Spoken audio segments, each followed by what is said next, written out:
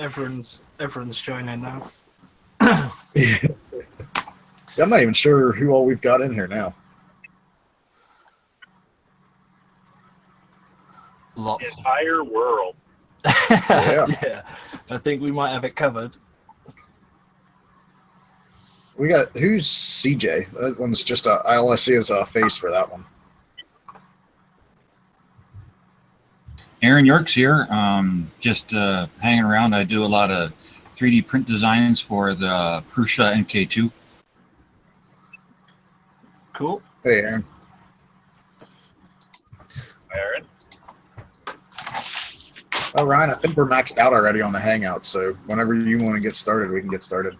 Yeah, well, the Hangout's live, so if we want to start how we started in your stream, where everyone sort of introduces themselves and Sure. Yeah. Do you want to go ahead and take the lead on it, or do you want me to, or how you want to do it? I don't mind taking the lead. Okay. I'll say it's your channel. Yeah. Most of you probably know 3D printed Aspie. My real name's Ryan. I'm a artist of some sort. I've been ZBrushing. I do ZBrush live streams, and hopefully when I get a printer that's not broken, I'll be printing some of the more detailed designs that I've been sculpting, like the one that I'm working on now, which is a robot, and one of another project that I've been working on, which is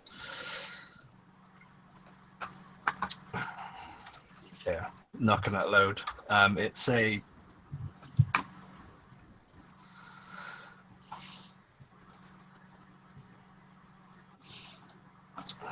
just load it.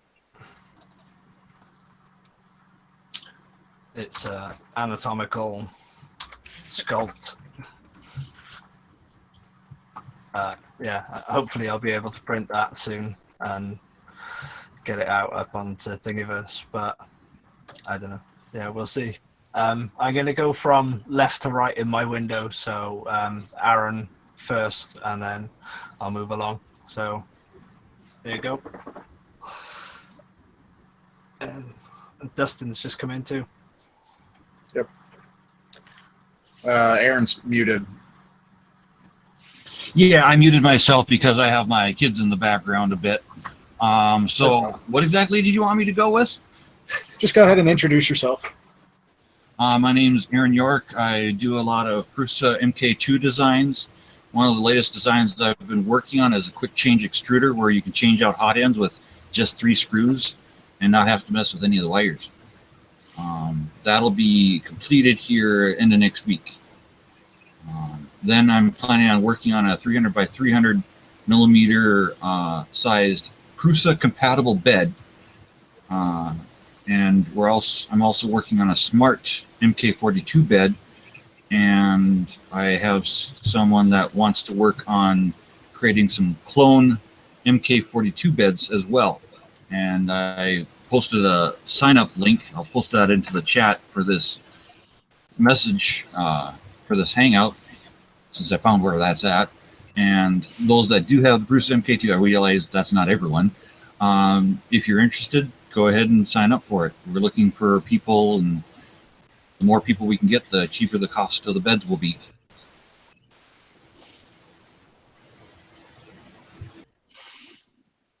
Cool. There's going to be a lot of people that are really interested in that. So on to Chris now. Hey y'all, Chris Russell from Practical Printing. I am currently sitting in Los Angeles traffic after about 11 hours on the road. Long day. Anyway, I'm mostly focusing on practical printing right now. I mean, aside from my own printers and my machines, I don't do a lot of modeling myself. I do some CAD. I'm more of a napkin CAD kind of guy. Translate that into boxes and squares to do what I need. I do have some upgrade parts that I've worked with a small group of people. We've done a lot of stuff for the early GMAX printers, the 1.0 and the original 1.5 series GMAX printers, including some early heat beds that we did for those.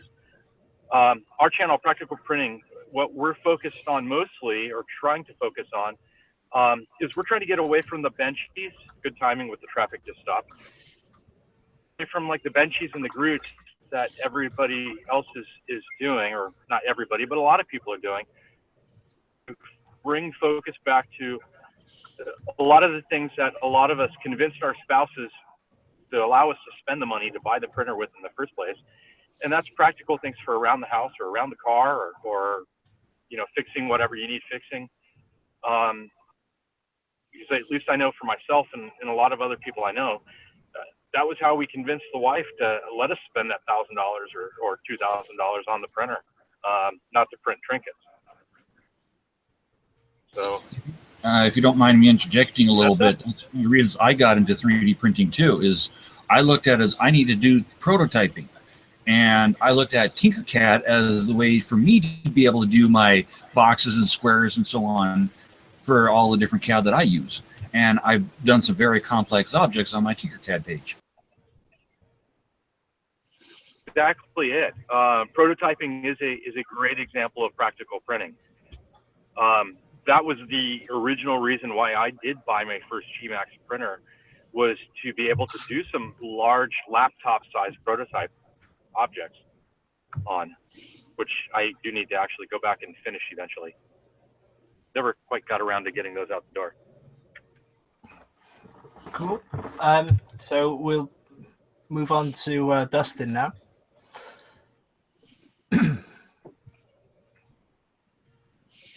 Oh boy, now I'm on. What are we talking about?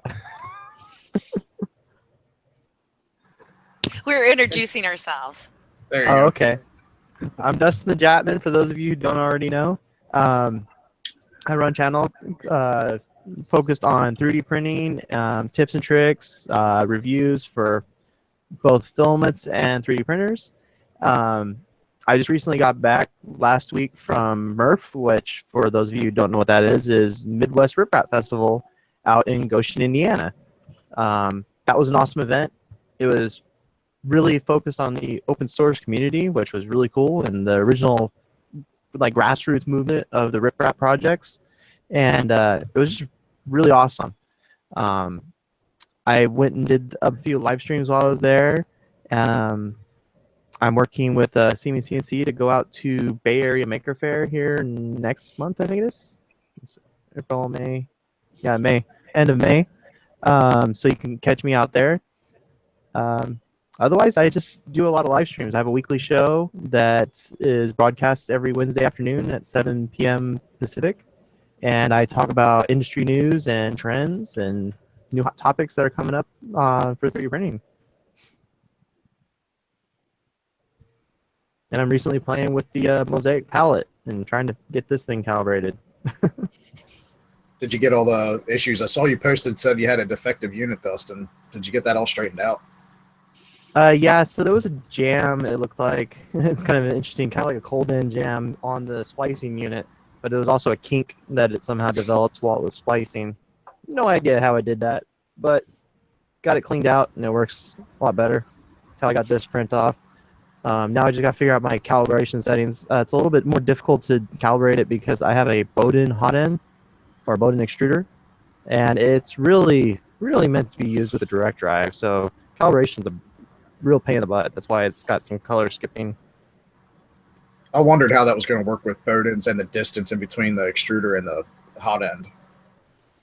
Yeah, it's a pain. I've calibrated a couple times now, and I've got to go back and do it again because this is my best print so far, and not ready. But I've seen some good prints off of it. There was somebody, Barry, also known as Jet Guy, was at Midwest Rip Rap Festival, and he had a Raise N1 with the palette connected to it, and he was knocking out some awesome multicolor prints. So I know it does it. I just gotta get my system set up for it. That's it.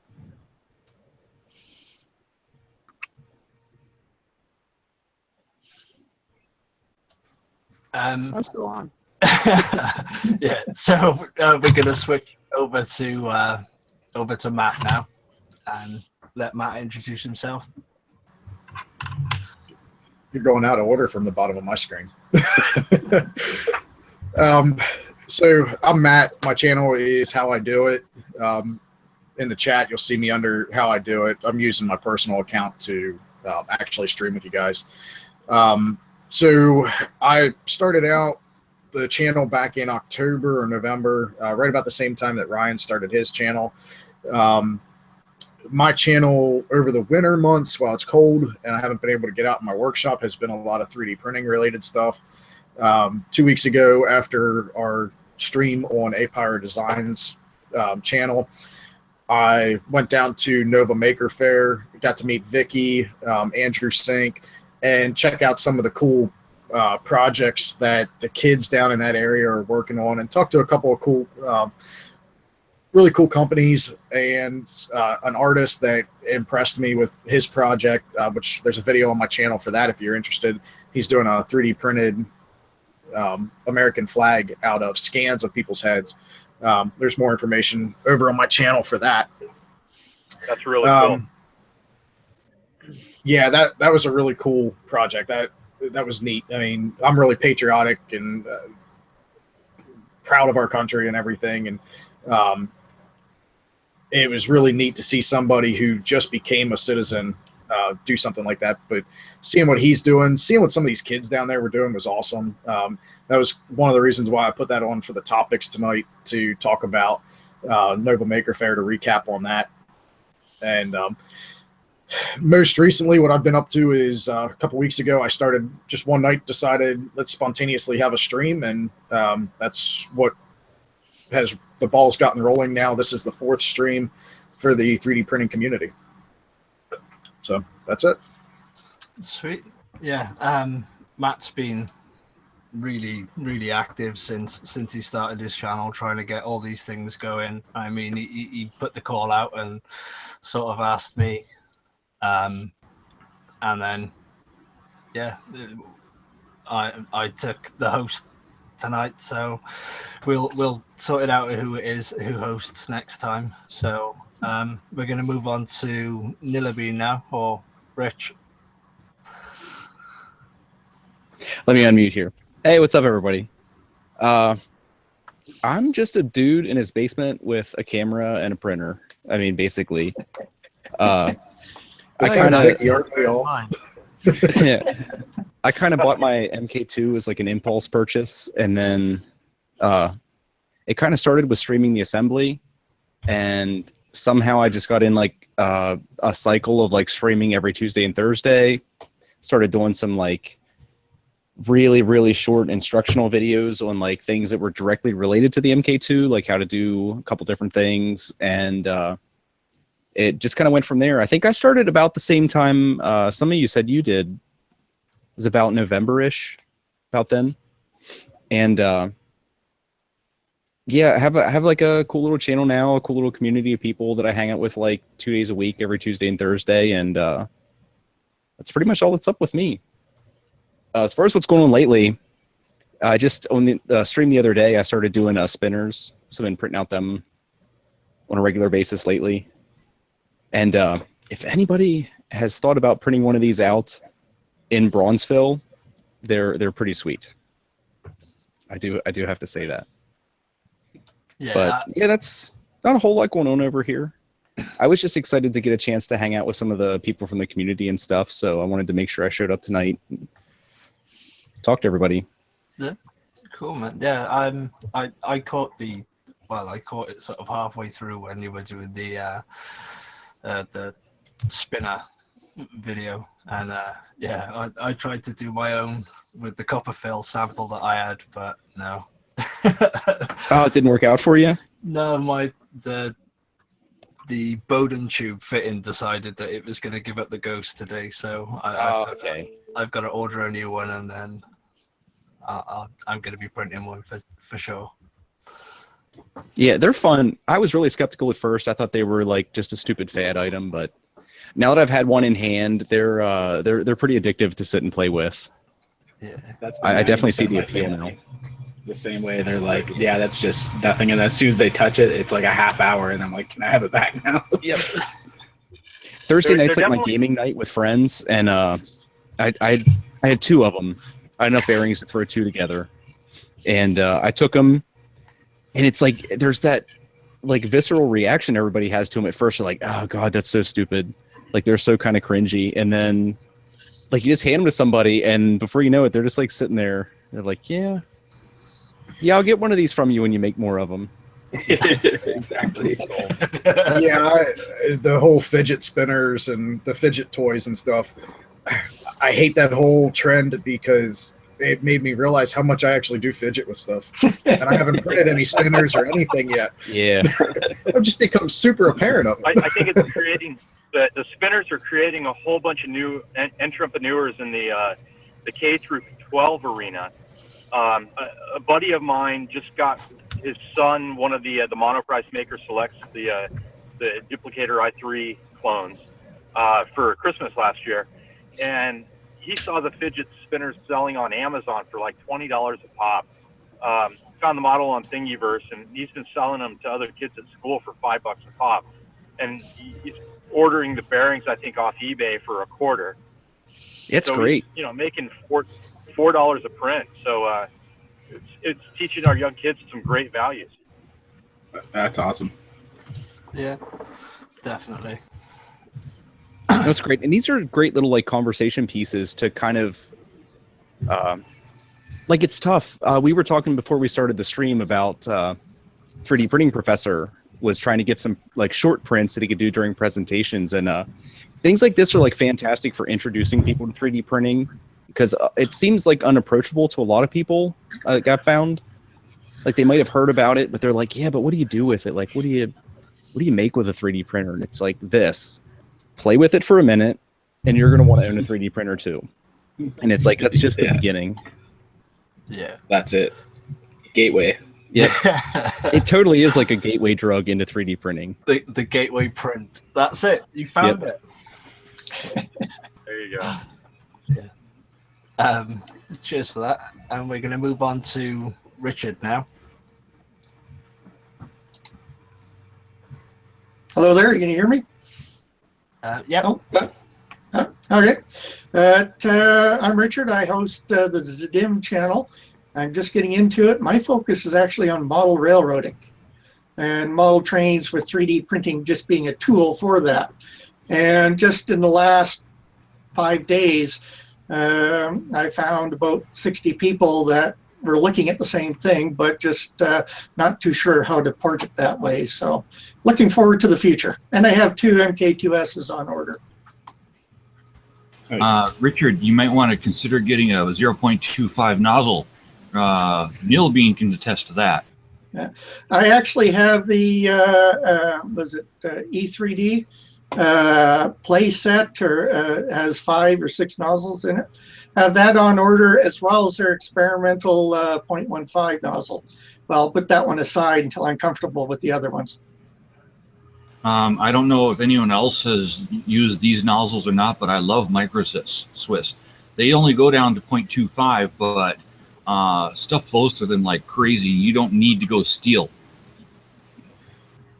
Yeah, I've got the Micro Swiss nozzles as well. The only thing I will tell you, I figured out just yesterday, I finally got my Flash Forge printing for the first time in like 2 months, printing good. I put the all metal upgrade in it from Micro Swiss, and I had the thermal throat, the part that goes up into your cooling block, down in the heater block too far, and I couldn't get my left side to heat up, and when it would, it wouldn't maintain. So if you do the all metal upgrade, keep that in mind. But yeah, otherwise their nozzles, I've never had a single problem with them. I was just going to mention too, with the fidget toys, I was just at a committee meeting. Canada's turning 150 this year.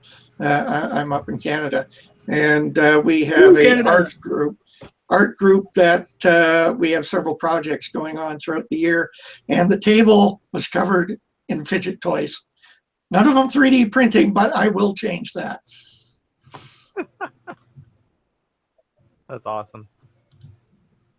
That is great. Hey, who's The new next? yo-yo. Oh yeah.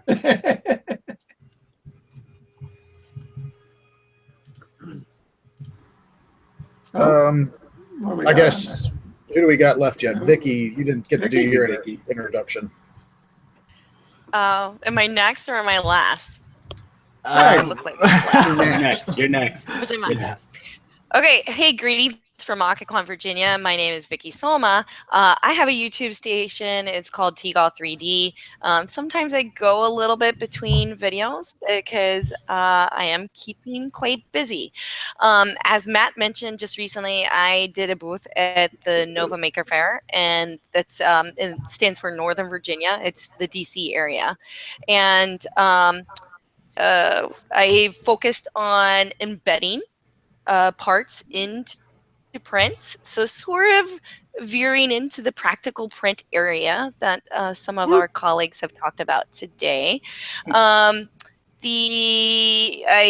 love Simplify 3D. I'm addicted to the multiple processes. So, I got into that doing multiple colors on my single extruder machines. I have can I turn it? I have a Maker Gear M2, which is my baby, and then a Wanhao Duplicator i3, which I've actually switched the spool holder so it's correct. A couple YouTube commenters pointed out that I had it backwards. So I've been taking advantage of the multiple processes to insert nuts into prints or prints and rings to make a kinetic houndstooth.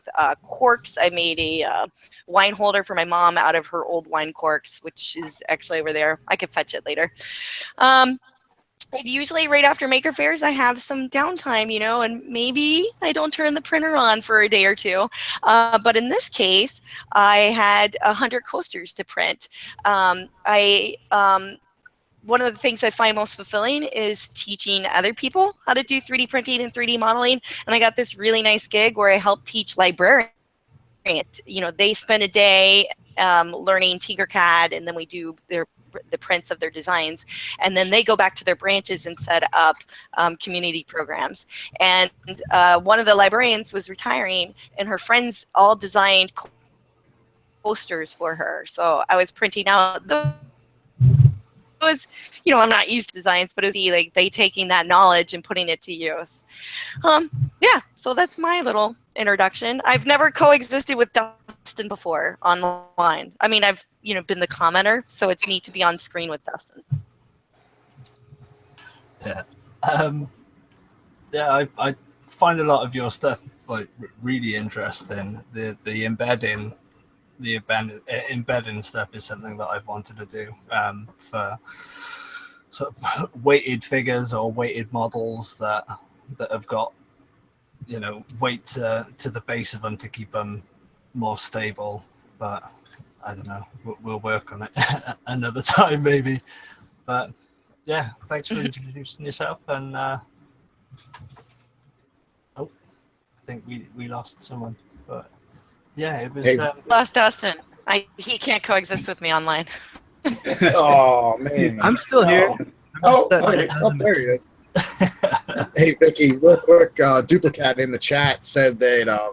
Hang on, let me scroll back up here. Where was that? He said you were being modest. He said you're the G-code master / genius. Thank you.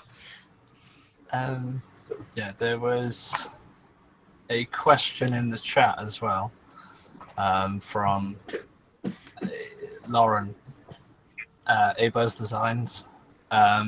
She asked if you could print anything, and mean literally anything, big or small, real or fantasy, what would you print? Is it a group question? Sure, we'll answer it that way. How about that? I would print a form-fit, functional chair out of metal.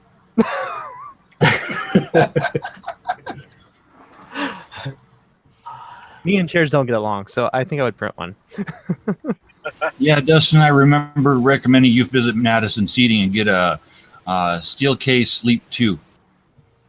Yeah, I ended up opting for the Need for Seat, the Maxnomic Dominator. It's a very expensive all metal chair. There's like no plastic in this thing. So they said that if I break it within a year, they want it back so they can figure out how I broke it. Yeah, I think Tesla just achieved the ultimate bioprint. Yeah. Yeah. Well, maybe you'll get lucky, Dustin, and you'll be able to beta test some of their new products too. Yeah, unfortunately, I didn't even get a discount on this chair. They wouldn't even give me like free shipping or nothing. I paid full price on this thing. Yeah. Anyone else? Because we've got one last person to introduce. It's Ryan. So I'm still thinking. Maybe Grace Hopper.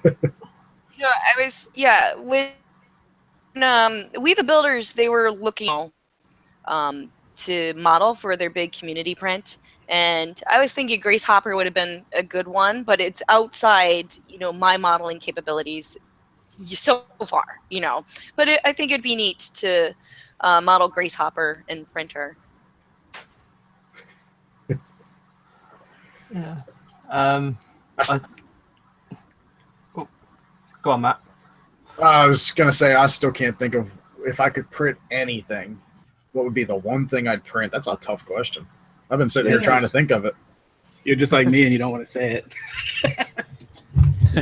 I actually know what I'd print. Like if I had an infinite size printer tonight to use, I'd print some fencing because we have like 20 feral cats around our house, and I'm trying to garden, and they have turned my garden beds into litter box.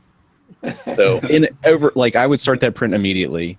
Print some basically some PLA chicken wire and just surround my entire property with it. I would print that in a heartbeat. I saw a tour of SpaceX, and the engineers were pointing to their engines. Most of that is 3D printed. I'd love to print one of those and have it around the house. That would be cool. That would be clever. I think if I had infinite space, I'd want to print a working model of the original ENIAC computer. See, you Chris, and I, we're on a common theme with the computer scientists. Chris, before you print your most desired thing, print yourself a phone holder for in your truck. Yeah. Yeah. I think that's For those of you in the chat. Go ahead. Yeah, where you can't see his face. It's everybody else's faces. Yeah. For everybody in the chat, Chris has his own duct tape to his windshield, I think. Duct tape to the rearview mirror. There you No go. distracted driving, sir? I'm not distracted. My eyes are on the road. Yeah, I think it wouldn't be one single print.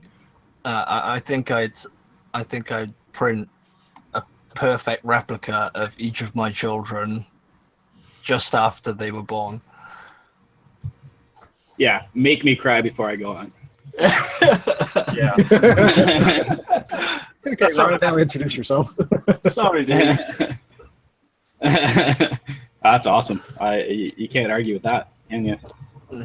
Yeah. And this was the last guest, Brian.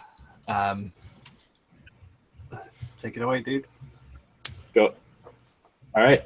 So Ryan, obviously I go by Imprint or Imprint actually, because that's I couldn't get it on Twitter, but it was Imprint because I want to actually make an imprint in the community, and with the prints I do, I want to be a form meets function kind of printer. So I actually this is my first webcam I ever had. Just picked it up the other day. Just got into streaming, and Aspie actually got me into ZBrush, which I've been working on. And I released my first model in Thingiverse a couple weeks ago, I think.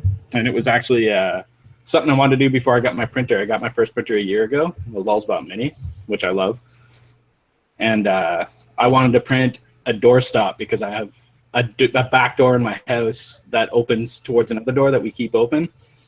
And I carry in armloads of wood all the time. I'm in Canada. So this door, I'd always come in with an armload of wood, and the wind would blow the door stop, and I would walk right into it. and almost fall down or drop the wood and stuff. So anyways, I said I wanted to make a doorstop that was awesome. I think awesome. And functioned well. So I actually printed a zombie hand or modeled in ZBrush and printed it out. And it's the best doorstop I've ever owned. So Nice. yeah, I love this community. I think it's like one of the best things going. It's so inviting. It's one of my favorite things ever. And Ryan is a big reason I'm here. Cheers, dude. Yeah, I've been speaking with Ryan on almost a daily basis now, when we have like chat about what we're sculpting and sort of give him help and talk about streaming and things like that. So yeah. So do you guys want to we had our list of topics. The two top ones was Murph, recapping on Murph and Nova. Do you guys want to do that, or talk about your projects that everybody's working on, or talk about something totally different? Yeah, go with about food. food. Chris is going to stream as he drives through the drive-in or the drive-through. Don't tempt me. Make sure you get in and out. I could do a Joel and hit a Taco Bell. There you go. No. In and out or Chick-fil-A. You can't do Taco Bell. Or Burger King. I could do Chick-fil-A. Chicken fries is my maker food. I like from Burger King. That sounds good. We don't have too many Burger Kings out here. Yeah. As you say that, I am like finishing up Burger King.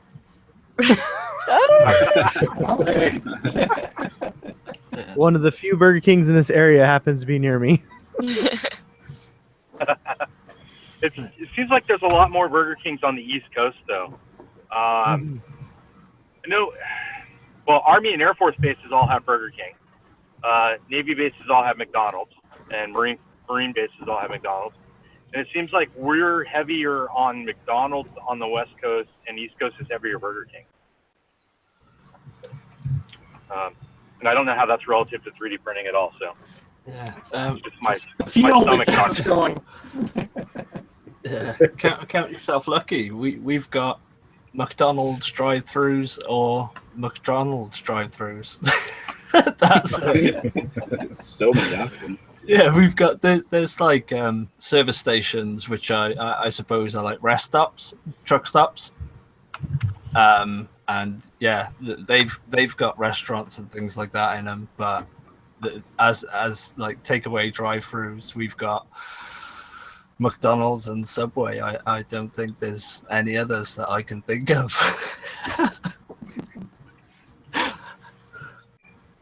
Chris, if you want, I put a link in the chat to a Slack group that I do for chat. If you want to get together about possibly making quick change for the GMAX, I know some people that are interested in that. Yeah, absolutely. Absolutely. I will dig that when I get off the road. Yeah, get some food. So, Dustin, you want to tell us a little bit about Murph?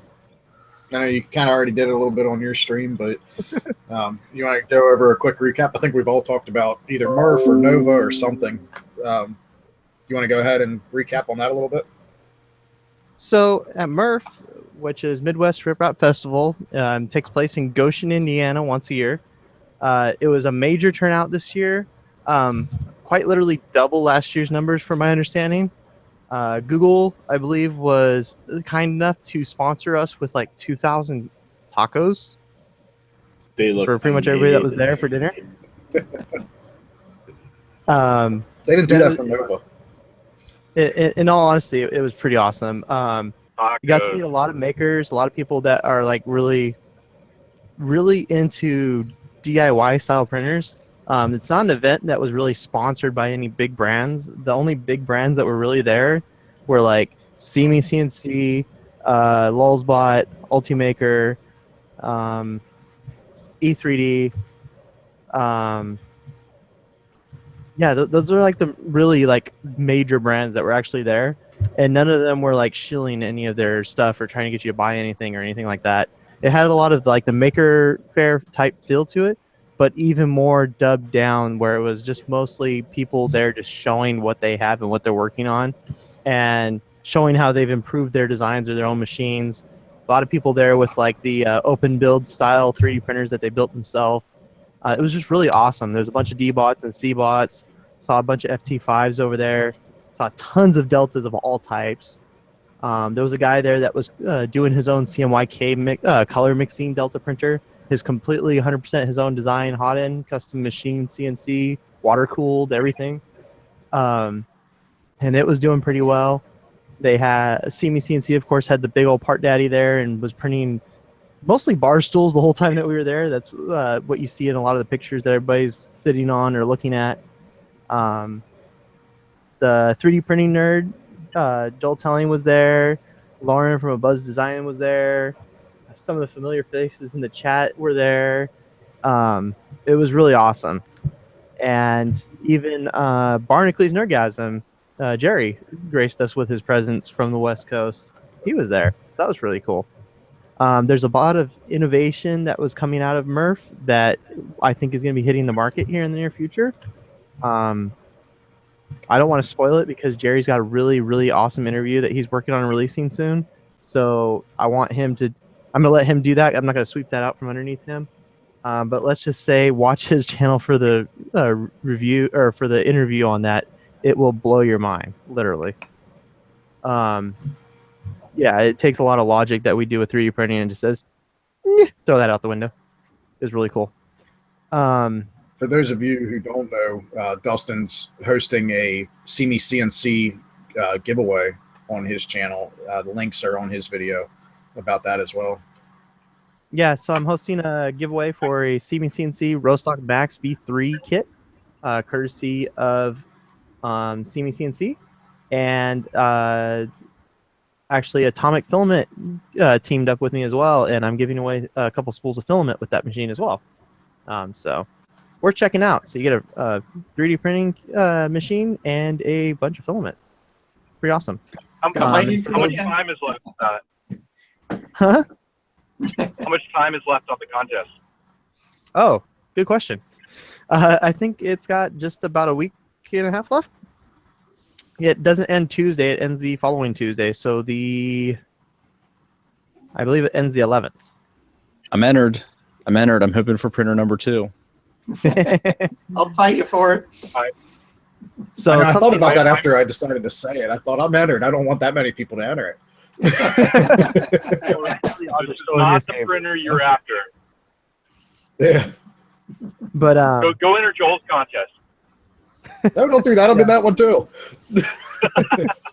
Yeah, Joel Telling's got a printer giveaway going as well for the Rostock Max V3, but his doesn't include filament that I'm aware of.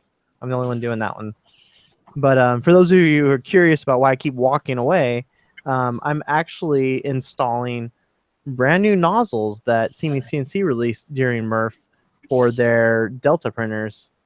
They changed the internal dimensions and flow path to lower their print temperatures because for whatever reason their most recent HE280 hot ends, you had to run PLA around 205 to 210 even if it was a lower temp PLA. And these new nozzles are supposed to really address that and let you drop your temps by about 10 to 15 degrees Celsius and get more closer to the lower temps that you're used to. So I was in the middle of swapping out the nozzles finally because that's how busy I've been, and testing out the new nozzle on my Rostock Max V3 that's currently hiding behind this microphone. And I'll probably put one on my H2 as well. But I've got the 0.4, the 0.5, and the 0.7 here. I'm going to try all those out. Standard on the See Me CNC machines are a 0.5 nozzle, so I'm just putting another 0.5 in for right now. But yeah, pretty curious to see how that goes. Going back See to Me CNC's making them themselves. Yeah, See Me CNC makes everything on their machine themselves with exception of electronics. They make their own heat sink. They make their own heater blocks. They make their own nozzles, heat breaks, all the injection parts. All the injection molded parts are made in-house. They do injection molding in-house, commercial grade. The laser cut panels are all done in-house. The only thing that they don't really do themselves is the electronics, and they have their own firmware branch of the Repetier. That's an impressive undertaking. Well, see, for CNC, it's actually kind of a fairly easy undertaking for them, because before they got into 3D printing, they were a honest-to-God CNC injection molding house. So they had everything in-house already, and they're just like, let's make 3D printers. Well, I would think That's that definitely gives them like an advantage over a lot of other companies that are producing printers. Because I would imagine basically everybody else in the market's going to be like outsourcing a significant portion of their hardware. Yeah, most of the companies a lot of the companies are probably just sourcing where's the cheapest place I can get it to make the biggest amount of money off that printer. Like a lot of these low end printers are that way, I'm sure. The companies, I think it's a good fit. The companies that were already into CNC to pick up 3D printing, because it's CNC. If any of the viewers out there are into paintball, especially 5-10 years ago or so, there's a very good chance that they have something in their arsenal that was created by CNC. So they did a lot of manufacturing for JAT.MN back in the day.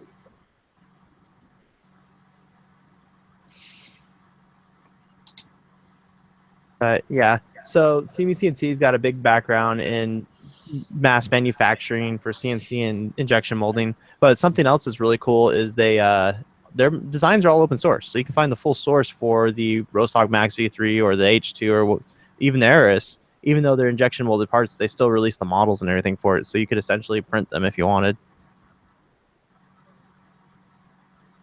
That's cool. It's neat that some of the companies are doing that. I mean, like CNC has nice enough printers that they could just shut their door and say, here's our printer, you can buy it or take it or leave it, and not open source anything. It's awesome that these companies are doing that, releasing their models and stuff. Not only, I mean, the whole RepRap reproducing printers idea, but just being able to, if you have multiple printers, print a part if something breaks on your printer is great. Mm-hmm.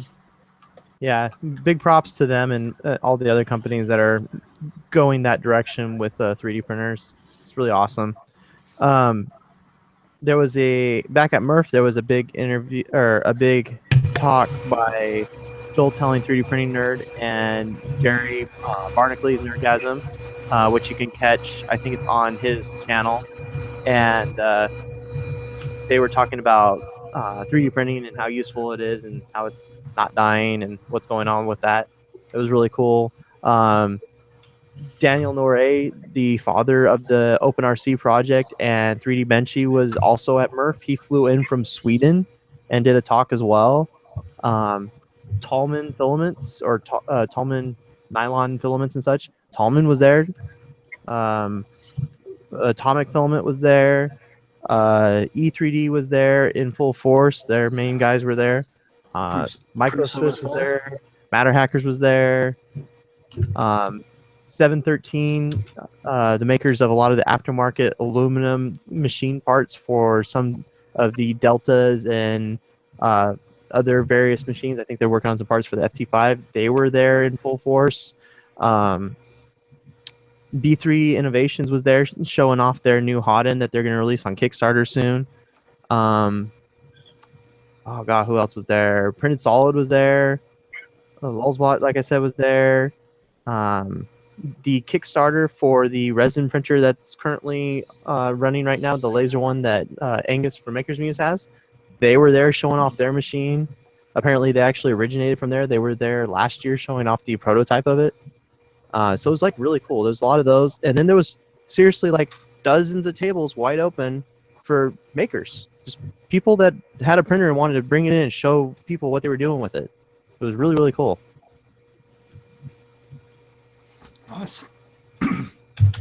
Yeah, I still need to get to some conventions next year or later on in the year.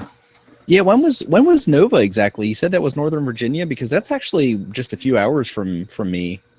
I wish I would have known about it. Oh, sorry about that. Yeah, that was on March 19th. It's usually mid-March on a Sunday. So this was their 4th year in a row, and I've been there the last 3 years.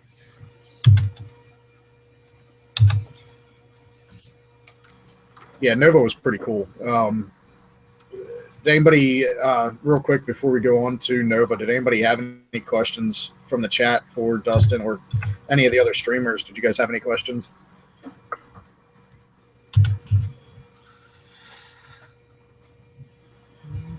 All right. Brian, do you want me to kind of keep it going, or?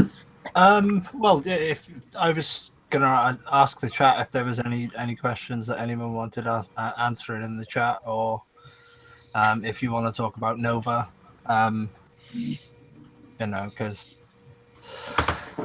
I know both, two of you that went to it, so yeah, it'd be nice to hear what happened at Nova and let everyone else know what happened, how it went. Vicky, since you got to show there, do you want to go ahead and talk about what you got to see and the interactions you got to have?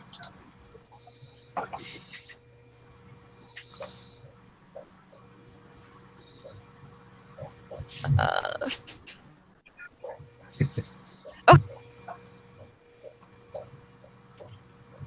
There. Oh. Having trouble There you go. Now you're unmuting there. unmuted. Okay, my visual of Nova Maker Faire was very small. It was in 2 buildings, and I believe they also had some like a blacksmith outside and everything like that. I pretty much stayed at my booth most of the time, except for like 2 bathroom breaks. But it's just like a big show and tell. There are commercial vendors there. They do have to pay an extra booth fee if they're going to be selling at the show. But then there's some commercial vendors like Printed Solid that chose not to get a commercial booth this year and just, you know, tell about, you know, just celebrate 3D printing and tell about what they do and the different filaments and stuff. Mine, yeah, I was focusing on embedding parts and prints, and you know, I try each year to incorporate something for the children. The first year I was doing modeling in Blender, and what I ended up having them do was draw faces on a piece of paper, because very often when I'm thinking about my designs, actually, wait, I'm usually drawing on paper. So I had kids just draw pumpkin faces. Oh my gosh, I could reach it. I could reach it. I had kids draw pumpkin faces. And this is mine. And then we picked 6 of them. And this is one of my first designs over at Shapeways. I printed at Shapeways for about a year before I had my own 3D printer. So we have different faces for the pumpkin, and it prints all assembled, and you can just configure your face this way. So, you know, that incorporate the kids, and you know, each 6 of these kids, I sent them a print, so they got to see their drawing come to life. The second year,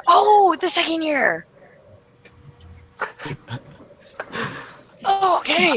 Just so you guys know, I was Vicky just is getting this into enthusiastic in person too. I was just getting into the embedding of parts into prints. So what I did was I had these little foam tiles, and I had the kids decorate it, and throughout the day I inserted the tile into the print, so they helped me design a vase. And then, you know, I couldn't finish it off, so we got some extra tiles. This year mine was a little lackluster. I was building a really long chain of houndstooth on my Wanhao. I don't know if I can reach that. I don't even know where that is. But what I did there was, it's a little metal split rings that you're embedding into the print when it pauses. So, you know, if a kid was around when it's time to pause, I'm like, hey kid, you want to put this metal ring in there, and, you know, have them participate in that. So it is a very family-friendly event, and it is, you're trying to inspire the children. But what turns out is the children inspire you. Like, those kids are super bright and super creative and not afraid to fail, so they're trying new things. And there was a kid there who built a 3D printer out of Legos. He wanted a 3D printer, so he built it out of Legos. That's awesome. Yeah. Yes, I went down to Nova. My wife and daughters and I went down just as spectators this year. It was my first time being at one of the bigger maker fairs. There's a Maker Fest the next county over from me that we've gone to the past couple of years. My wife said after we left Nova that she's not sure she even wants to go back to the Maker Fest because Nova was so big and so awesome. It made the one in Lancaster, Pennsylvania seem so tiny. I mean, it's like that one's like 2 city blocks, and they're small city blocks. There was one in Lancaster? That's even closer to me than Nova. How do I not know these things? The one in Lancaster, Dick, should be coming up. Typically, that's like the middle of June. I'll most likely will be over there, even if my wife doesn't want to. Yeah, I think Lancaster's only like an hour and a half from me, so I'll definitely start showing up at some of these things. I just need to, I guess, look. There, if you go to the Make a Fair site, there's a place where you can say find a fair near you, but they actually will list at the bottom, they list all the upcoming fairs and the locations, so you can scan that way. Yeah. Yeah, the one in Lancaster won't be listed on there because it's not officially a Maker Fair. They call theirs a Maker Fest instead. Okay. It doesn't conform to, I guess, some of the guidelines that Maker Fair requires.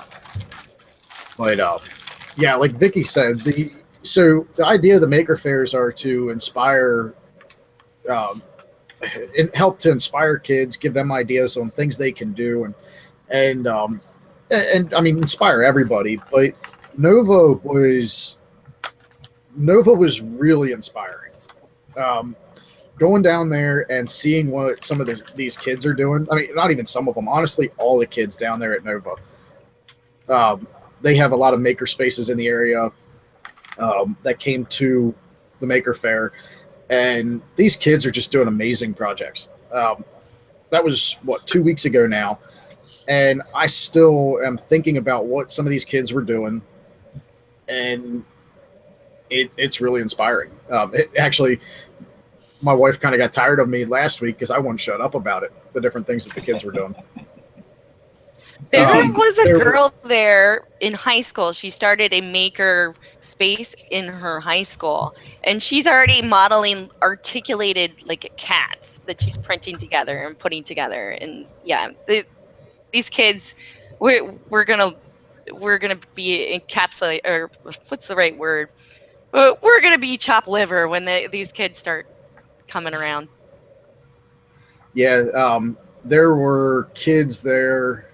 There was a group of kids. Their project that they were working on was taking Power Wheels cars for kids and modifying. It's for kids who can't reach the gas pedal on the gas pedal on the Power Wheels, but they can reach the steering wheel, or they have handicaps that they can't press it, stuff like that. They're taking, and I mean, it's a simple project when you think about it, but they're taking like old CD cases and making contact switches out of them. So the kid just pushes their head back into the headrest, and that pushes the gas pedal because they can't push the gas pedal with their foot. That alone was like, I never thought about that. I've had a big Power Wheels car for my daughter since she's been 2 years old, and she's 5 now and still can't reach the gas pedal. I never even thought about relocating it.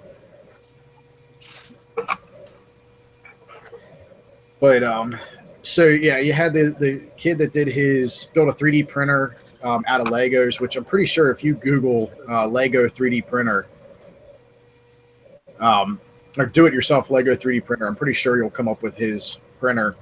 Yeah, he was covered in the Washington Post recently. His name's Alec. Alec, yeah. He was, last year. Oh, sorry. Last year, he was the first one who ever told me, like, "Hey, I was watching you on YouTube." It was that little kid. He came up to me at the Maker Fair last year. That's awesome. Yeah, and he was explaining how it works. It doesn't work off of G-code like the rest of us are using with our printers. Honestly, I didn't fully follow exactly how he's doing his code to print, but he's using a Creopop pen that's held in a Lego mount, and that's his hot end is a Creopop, one of the UV pens. It's crazy. That's like so impressive. I don't know how old he was exactly, but it almost doesn't matter. It's like he's younger than me. I'm impressed. There were kids building battle bots down there. I mean, like 3D printing the 3D printing side of things wasn't quite as big down at Nova. I mean, you had Vicky down there, you had Andrew Sink, Printed Solid.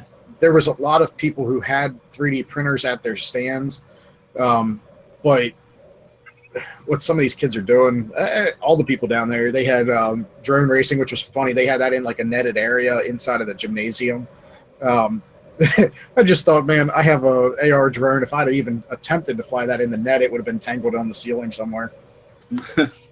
Yeah, like kids, they're just so impressive. Like, what more can you say? It's yeah. They're smarter than us. Yeah.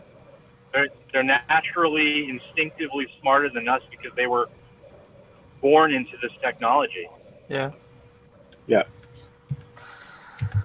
That's one of my favorite things, actually, is making a print and then my kids seeing it. Like you can see in the background out there, I have actually Ryan's Mighty Joe up there, but I have the Skullbot from Kit Bash, and when I made that and I put it on the floor in front of him, like, and his face lit up, I mean, it was worth all the hours and sanding and piecing it together.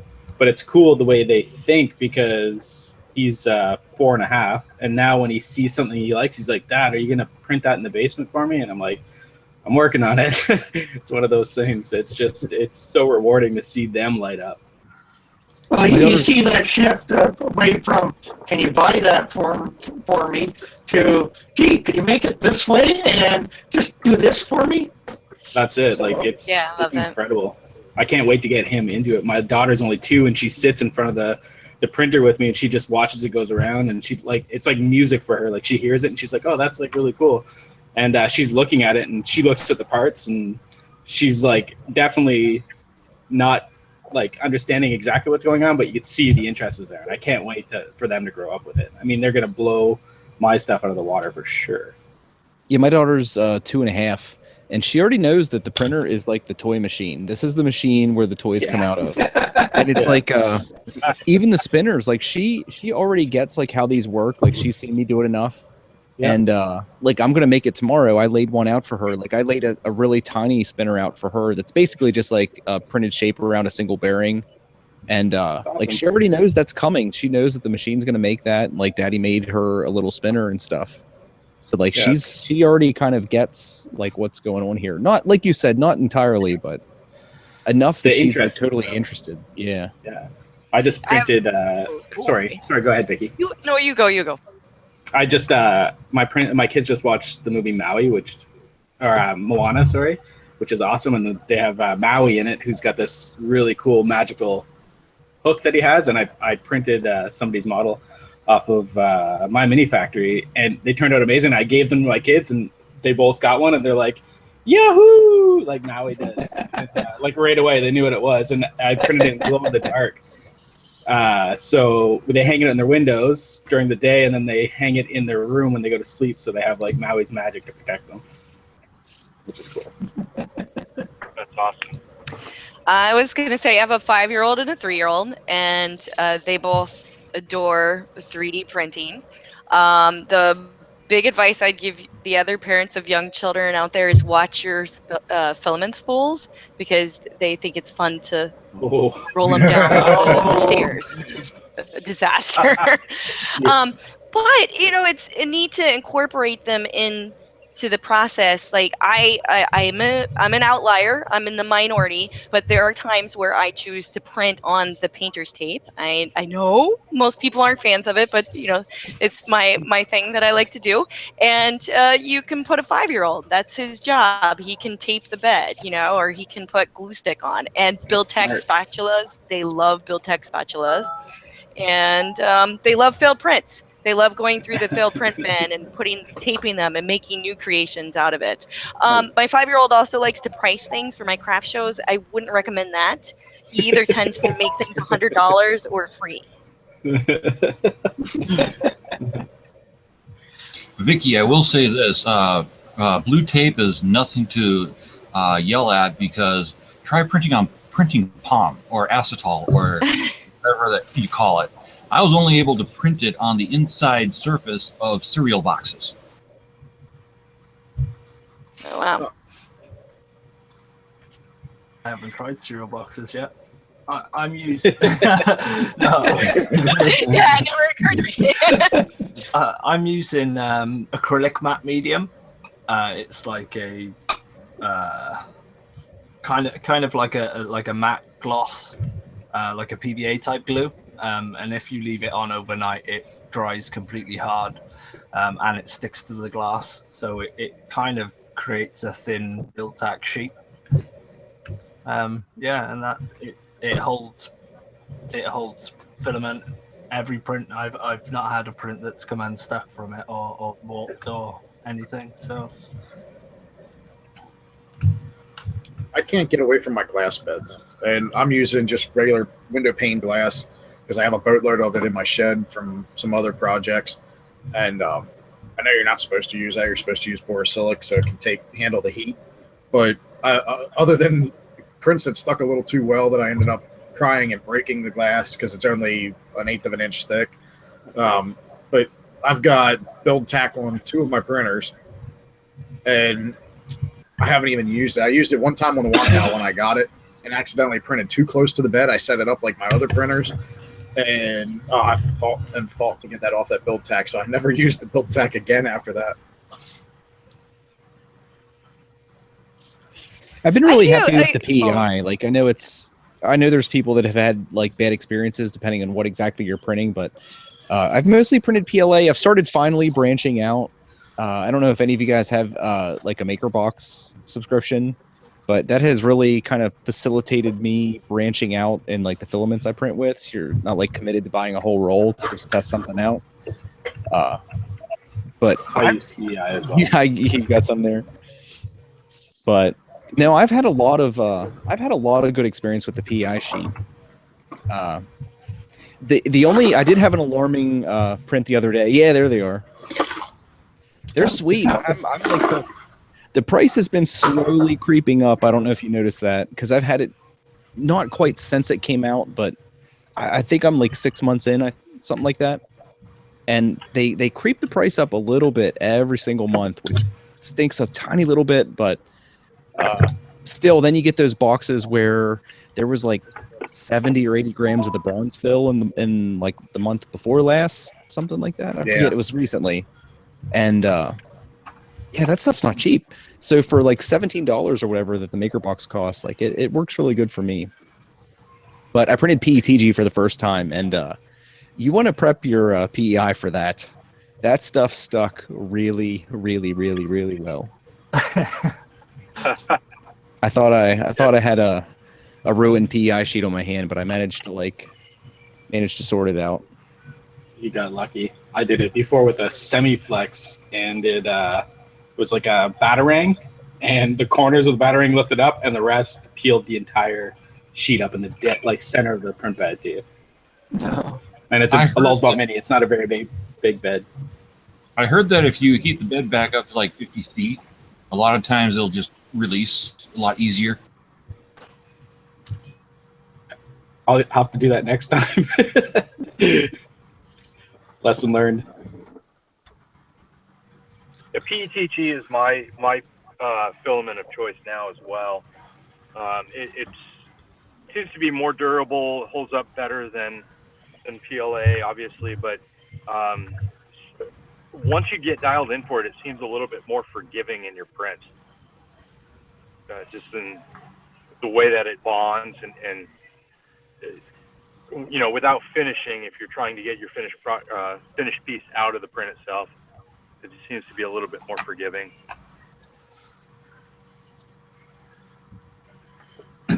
Dick, you printed on your stream the other day. You were printing with the conductive filament. That was protopasta, right? Yeah, that was the what is that? The graphite conductive. Yeah. Do you have issues with that sticking to your bed? I noticed with the glass, like that's one of the ones, if I print the conductive straight on the bed, man, that stuff sticks so well to the glass bed that I'm worried that I'm going to break it when I pull it off. No, it was great on the PEI, really. I mean, it was one of those filaments where even, I guess I didn't print anything really that big directly on the build surface, because the print I did, I don't know if you remember, it was like a PLA base, and then I switched filaments to the conductive for the actual traces and stuff. and it didn't seem to stick that crazy. Yeah, it stuck well, but not so much that it was like an issue. But like I said, the settings that I was using too, or the glass. Maybe it's the glass bed too. well, I think the biggest piece I printed was that that test bar that was maybe I want to say like 50 millimeters, so it wasn't that big. It was like kind of the longest part of it. I'll be So giving it a run. don't read too much into my experience with it. I belong to a volunteer group at a museum. As soon as I saw you doing that printing, I went, I have an application for one of the displays, which will allow us to embed some conductive material in, and it won't be really visible to the public. So. It seemed really great as long as you're just trying to move a little bit of voltage from point A to point B. That conductive filament seemed pretty great. It doesn't have a ton of resistance, so it's not that hard to build circuits around it. But hey guys, I don't know if anybody took notice. Travis from A-Pyro Designs popped in. He's walking around Fry's Electronics. He's got to hold his camera up so I can see the shelves. Yeah. What's up, guys? Hey. Yeah, I'm in the 3D printing aisle right now. See, they don't have a very good selection of filaments, mostly Shaxon crap, and they have a little bit of eSun, some MakerBot expensive as hell, freaking $50 rolls and stuff. Yeah. Shopping with Travis. How weird does it feel to walk around in Fry's talking to yourself, Travis? It's a little weird, but I do it often. Even when I'm not on a live stream. I'm just sitting around waiting for a call. I have an important printing project. I had to run and get some filament, and I'm waiting for the lady to call me back. Nice. Is it now the logo or? No, it's it's actually something I can't talk about that much. Some lady from the Department of Water Resources, something with the dam thing. I'm not going to say much else, but the Orville Dam problem. Yeah. Hey, Heather. Heather got her pink filament. Hey, guys. Battery's kind of low too. I guess I should probably get off of here if this lady's gonna call me back. Well, thanks for stopping in, Travis. Take your damn call for your damn project. Pretty much. See what you did there. Yeah. All right, guys. I'll be in the chat. I'll talk to you guys in a bit. Maybe I'll get back on when I get in the car and I have a plug I can plug into. Yeah. As long as you've got somewhere to put your phone. And a roll of duct tape. Well, Heather will be a roll of driving. duct tape. Yeah. He'll be playing his Nintendo Switch. I see. Yeah, pretty much. I see CJ in chat asked me about the PETG on the PEI. There's a really simple solution to like the over adhesion that you tend to get. For me, just using a glue stick pretty much solved every problem I had with it. A glue stick makes like just that little layer, almost like someone said about the matte medium. It just gives you like a little layer of something between the print and the PEI that you can actually get the print to release from. And it pretty much like eliminated all the problems with over adhesion I had. Yeah. It's kind of like a breakaway layer or something. Yeah. Joe, the 3D Professor, had a video on that recently, actually, about how we still use hairspray or glue stick, and it's like we can't get away from it. And it just seems to be one of the best things. Yeah. Everyone's got their little routines, I suppose. All right, guys, I'll be right back. I gotta make a quick pit stop. Okay. Okay.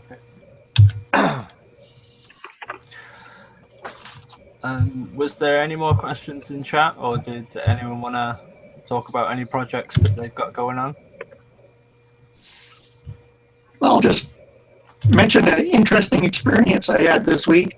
went into our employment services office here, and I mentioned 3D printing, and I was immediately hustled off to a side meeting room, and some people were brought in, and we ended up speaking for about an hour of some way of setting up a 3D printing training area as part of their employment services operation to get people trained into that, adding on down the road CNC and laser cutting. So looking at it as skills training for future employment, especially since I live in a fairly rural area. Sometimes it's hard to get what you want. It'd be much easier to make things on site. So an exciting thing there, and that may be a long-term project for me. That's awesome. Yeah. Very cool. Especially if somebody else is footing the bill for the printers and the supplies. I like that much. It's kind of crazy as soon as you're on YouTube, like at all, it's kind of crazy the things that kind of come your way. Like I recently had an elementary school that contacted me because they had gotten some 3D printers in their little like Votech. Normally where they do like woodworking and stuff, they actually got a 3D printer, and they were having some issues with jams and stuff, and they actually found my YouTube channel somehow because they're only about an hour from me, and contacted me, and within about 30 minutes we solved all the problems they had. So that's awesome. It's kind of crazy with the internet and stuff, like how quickly people can find you and kind of make connections and stuff just out of the blue. Powerful. Hey, Richard, who was it? Somebody, Never Let the Machines Win in the chat wanted to know what the name of your channel was. Oh, my channel is Zidam, Z-I-D-I-M, so Zulu, India, Delta, India, Mike. And I've just been following Nillabean there with the OSB software. Either I'm broadcasting choppy video or broadcasting no audio, but I'm slowly hacking that down. I have another channel, Songology. I was a radio host for a number of years. So we've taken some of those episodes and putting them out with some pictures. So the main one for trainings will be the Zidam. Hey, Richard, hit your F5 key. It should refresh. Your audio is kind of like garbled up a little bit.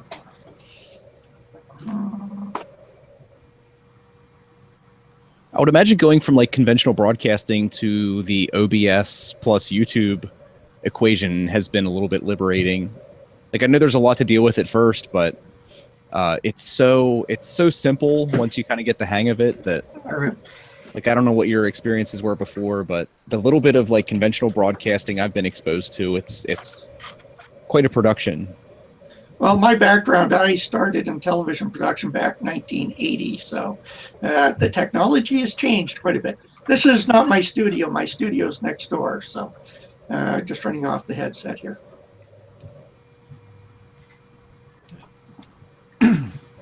Tony Ryan in the chat said his ham call sign is N7XNE, Nevada 7 X-ray, Nevada Echo.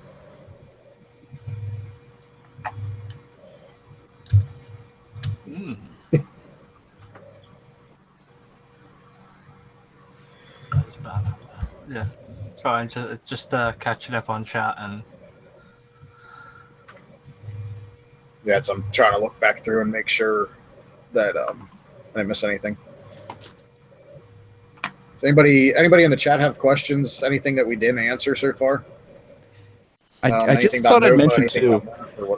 Anything in general. I think I saw someone get banned already, kind of because of me. My name's Dick. Like, my name's Richard. Everybody calls me Dick. And some of the people who are regulars in my channel have come up with fairly creative nicknames for me. And I think at least one person already dropped one of those in chat, which resulted in a ban. So I just, if you see anything a little untoward with the male genitalia involved, it's probably because of me. There, Ryan just unbanned him. So you got to adjust your ban filters and your night bots if you have them, and add Tico to it, because apparently Tico is a bad word now. I wonder whose fault that is. I just got off the Tico 405.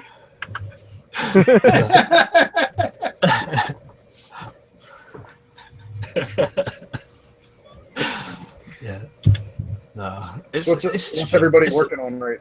Go ahead, Ryan. Yeah, no,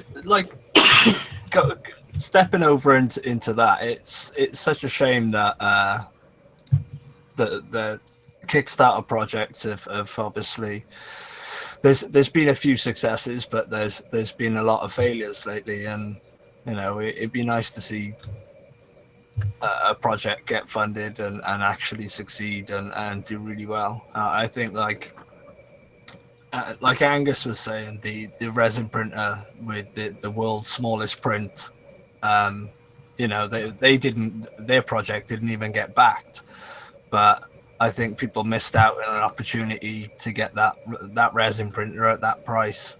I just wanted to know if there was any projects that any of you backed or you've heard of that sort of didn't get funded, that have turned out to be really good prototypes or whatever. Well, with the resin printer, are you talking about the Ono or Uo? That supposedly they're just starting to ship to their backers now. Yeah, that's shocking. That's so shocking. Are They're starting to. Are they actually shipping now? That's what their website states. They gave directly to some of the first backers. They handed it to them in person, and they're supposed to go regularly on sale mid-April, I believe. Just was looking up at it. Ono is also, they're also supposed to be at Bay Area Maker Fair too. No, well, I'm not sure if it's the same one, because I know the printer that he got, the resin printer that he got, is not the one that he got the small prints from. That was another company, but I don't know. I'll have to check up on that and see exactly which one it is. But yeah, Duplicate. Oh, sorry, Ryan. No, go on. Duplicate in the chat said that he heard M3D is going to support the backers of TGAW with a deep discount on their new model. I don't know if Can I comment on that? Go for it. So for those of you who don't already know, M3D was originally a Kickstarter a couple years ago. Very successful. Much like TGAW was heavily funded. Much like TGAW had heavy delays and absolutely horrendously horrible unworking machines that shipped. So almost everybody who got a M3D backer unit got a unit that was actually in many cases in worse condition than the TGAWs that actually did ship, or the one that I have behind me. So whereas at least these things make fancy night lights or something, the M3D was just a shelf queen collecting dust. They have since created better units, new revisions of them unofficially, and that's what they stock nowadays. But it's still a hit and miss on who actually has one that can actually print with it. Some people print great with it. Some of them still report the same stories as the Kickstarters and wish that they never wasted their money on it. Unfortunately, the company does not tell both sides of the story, and it also is very good at censoring what's being seen, because they refuse to send review units to absolutely anybody. Like, the 3D printing nerd can't even get his hands on one. It's never a good sign. That is never a good sign. So anyways, they launched if you don't want another the top Kickstarter people for their Pro Series that they just released. Not many of us actually trust that machine either. And again, nobody's got their hands on it. And for them to go in and try to sweep up the numbers for everybody that's got a TGAW, quite frankly, as much as I dislike the sub $250 printer kits out of China, you're going to have better luck with one of those than with an M3D. I'm sorry. No. At least Yeah, M3D definitely left a lot to be desired. at least with the printer kits out of China, you have a certain expectation about what you're getting. And in general, they may not be fully open source per se, but they are at least made out of standardized parts. So at the very least, you can replace things or build them into something. What seems crazy to say, but there's actually quite a bit more accountability buying a kit from China than there is actually like funding something on a crowdfunding site. Well, that's the other thing is the M3D you can actually buy now. The micro you can buy it from their website. It's long off of Kickstarter. It's a real company and a legitimate brand and everything. It's just the fact that the machine itself is still barely Kickstarter grade, and there's been better machines off of Kickstarter than that machine after it's been on the market for a couple of years. To iterate with that, I believe a lot of the good Kickstarters have been the ones that have been sent to reviewers. For example, Maker's Muse with the Trinus, and now Maker's Muse now has the SLA as an example. I think all of those are going to do really well.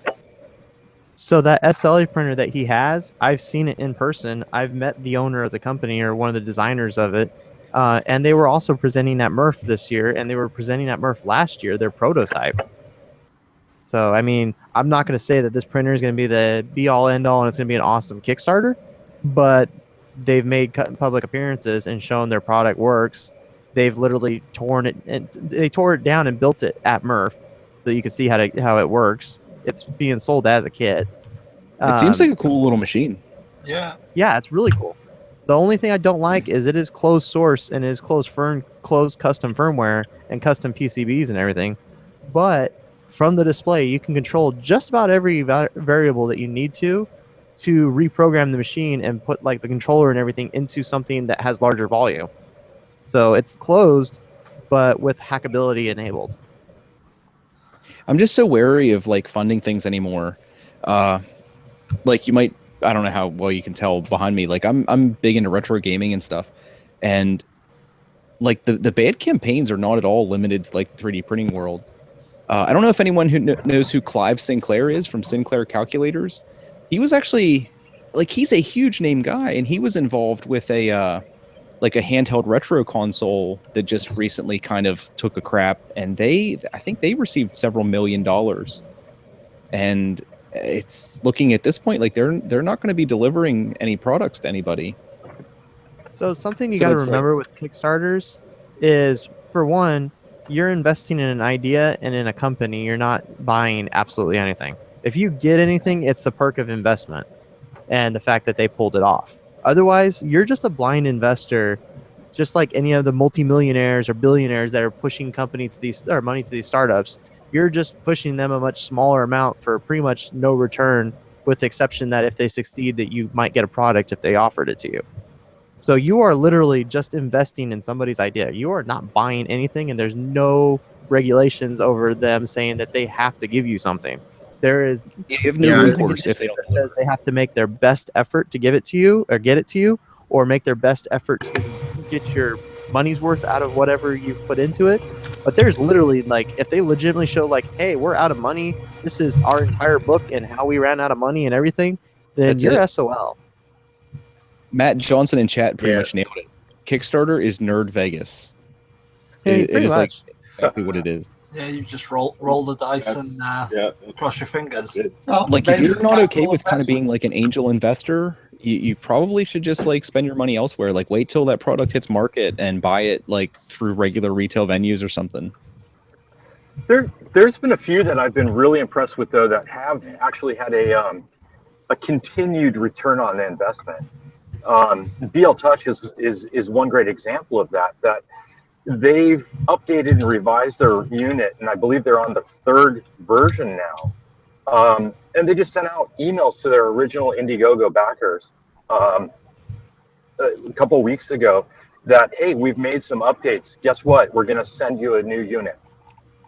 Anybody that wants it, confirm that you're willing to take the one that you have off your machine and smash it, send us a picture, and we'll send you a new unit. To me, that's a great return on investment. That it's like getting pennies on a stock market. Yeah, that's above and beyond what they originally said they were going to do. So I've been thinking about buying one as well for the Delta, because they need them. The only Kickstarter I ever invested in that actually succeeded so far was the one from DDD Material, with those tungsten nozzles. I haven't received my 4 nozzles yet because mine is supposedly the last set to ship.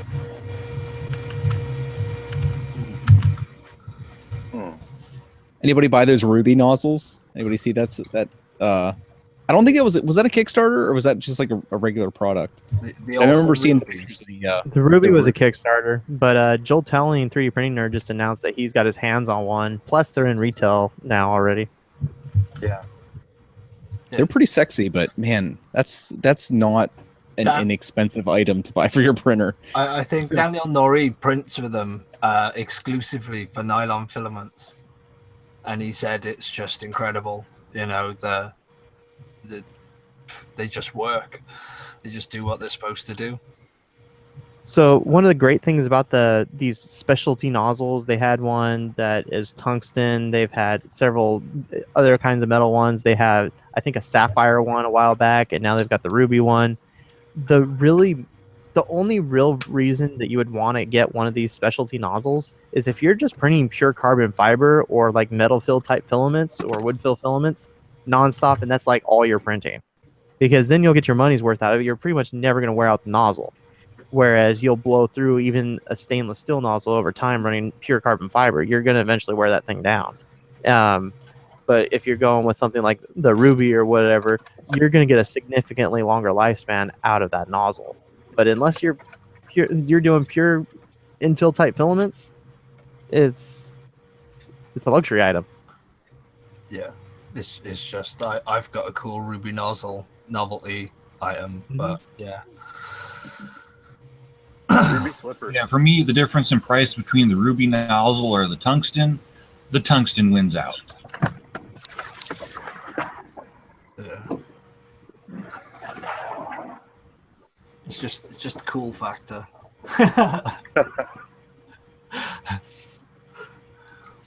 Just to ask a question here, Nillabean there, at some point hold up your airbrushing job so we can see how you're coming along.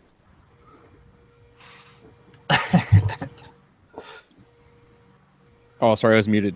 Yeah, so hopefully this isn't too distracting to anybody, but I've been trying to get some of my stuff painted.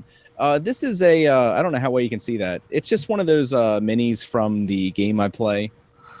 And it's going to take me forever to paint it. So I've been trying to put a few hours in here and there on it. He's what? I don't know, about 9 inches tall.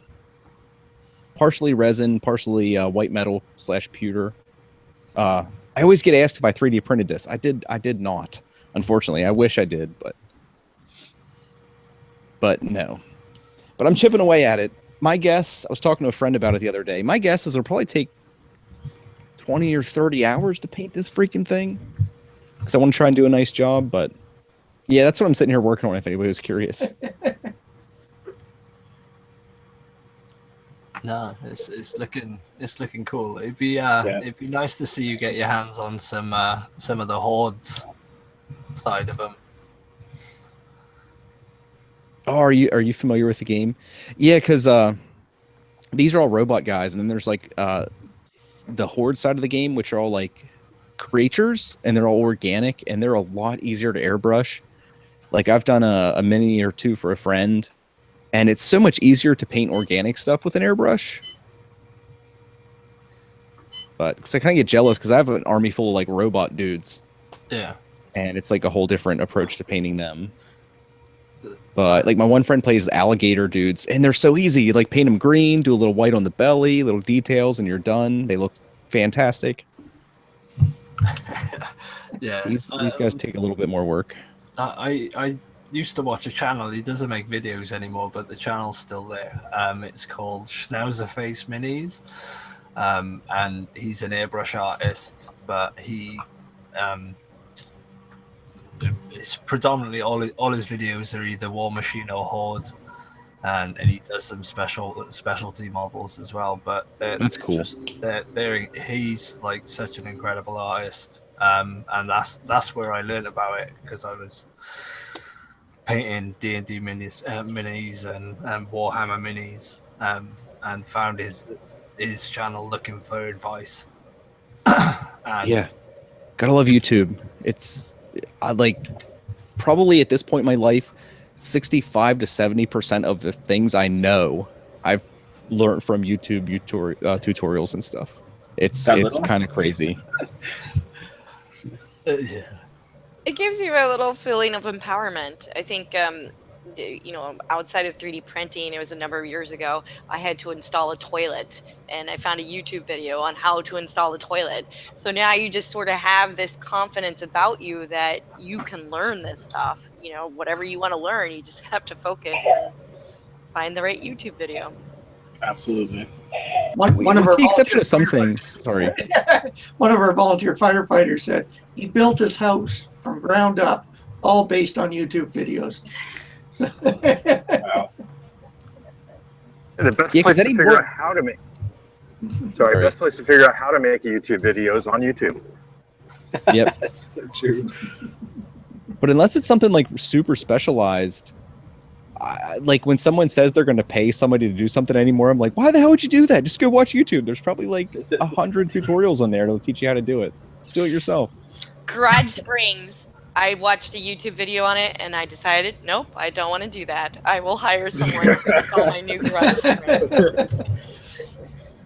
That's still a learning tool. No, I don't want to do that. Coming back. Yeah, there's Dustin's got a printer running away. maybe. Yeah, like Hey, you guys, I gotta interrupt you for a second. I've got an invader in here.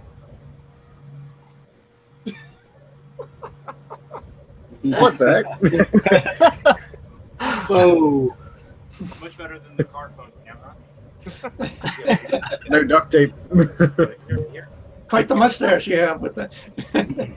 a guest within a guest stream. Ah, Inception. Inception, yeah. All right, you guys, I gotta go. I've got to teach these guys some new things. See you Alright, guys. We'll both catch you on the flip side. Yeah. Hey. Bye. Cheers.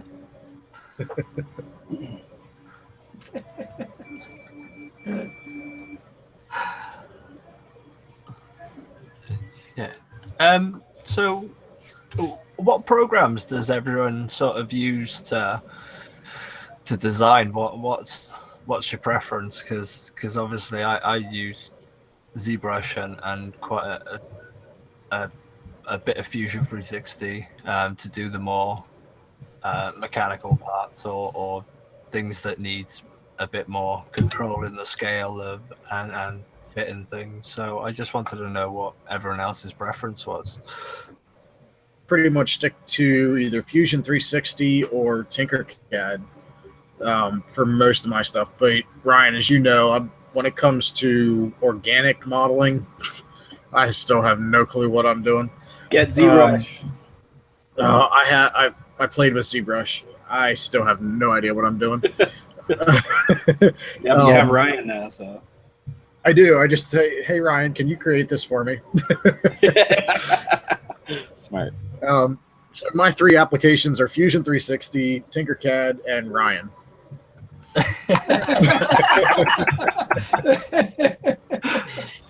Oh, that's awesome. I've become an application. My life is complete. I'll say this, I suck at organic modeling. I'm all a mechanical modeler. That's why Tinkercad works great for me. And Fusion 360 is kind of a non-option because I run Linux. So FreeCAD is the other option along with OpenSCAD. I mostly do Blender. It did, have a learning curve. It took an investment of time for me to feel acquainted with it. I also do OpenSCAD as well. I'm a software developer in my day job, so it was an easy transition for me. And then I do Tinkercad because that's what I teach classes in. So how many people in the stream are software programmers or have been at some point? I can post a link to my resume. I have all different kinds of programming languages under my belt. I'm looking for some Tinkercad people that want to do some shape generators and collaborate on making shape generators because I'm sorely in need of some help with that. I've made a few already, one of them being a high-res tire that I've submitted back to Tinkercad that fixes some of the issues with the existing tire that's posted to the community. The reason I asked about the who's software, who's a software designer, engineer, coder, whatever title you want to put, I've noticed a lot of people in 3D printing are in some way their profession was or is software based. And like sometimes I feel like the oddball out because I'm over here doing heating and air conditioning. Yeah. I've worn many hats. I'm 32, but I left school really early, so I had to find other ways of making money, and because life. But I've fitted floors. I worked for a flooring company. I used to tile and carpet floors and tile walls. I've built conservatories. I've done some roofing. So I've done a lot of things. But I've got a Bachelor of Arts in computer games design. So that's sort of what brought me to the 3D modeling. And when I discovered ZBrush, and then 3D printing, I watched it at the beginning when it was starting up and wanted to delve into it, but everything was just too expensive and couldn't at the time. So I waited until now, and yeah, it's. But yeah, I've got a degree in games design, but sort of toys. I think I'm going to go down to the toys path and start designing some toys. Yeah. Sorry, I didn't mean to interrupt the software, the modeling software usage question. I kind of sidetracked this. I think only two of us went. Yeah. No, I find it very exciting. Yeah, I've been away from things for a while, but I was in television as computers are coming in. I worked for a company for a while, and every 2 weeks I got to play with a new 3D package from somewhere in the world. Sometimes it was still in beta state. So having gone away from that for 15 years, to see what's available now, I'm using Fusion 360, learning how to use it, but getting into, I want to keep saying Sculptrix, but Sculptress. My daughter's using that one. I love playing around with that, and I've got, anytime someone mentions another piece of software, I'm out there trying it to see what fits. But I do like going through Fusion 360, and the other bonus of Fusion 360 is watching Angus with Maker's Muse, because I love his tutorials, so I follow along with Angus. That is one thing I agree with. Every piece of software has its purpose and has its place in the 3D modeling world. No one piece of software is great at everything. Yeah. Vicky, did you want to say something on the software side of things? What are you sort of?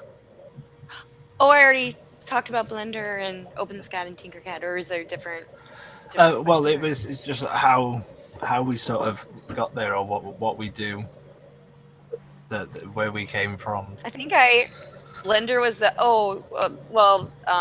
was on maternity leave and I wanted to make myself a necklace, and so I had heard of Blender. I knew it was free, so that's why I went that route. And just the whole YouTube thing, the Blender community is very prolific with their tutorials, and they're very generous with their knowledge, and so it was took a while, but following along on the tutorials got me to where I am. I think it's interesting how multi-use Blender actually is. I mean, when my first couple of YouTube videos I edited in Blender, people were using it for 3D modeling, mechanical modeling. I mean, it's interesting to see how many different uses people seem to find with Blender.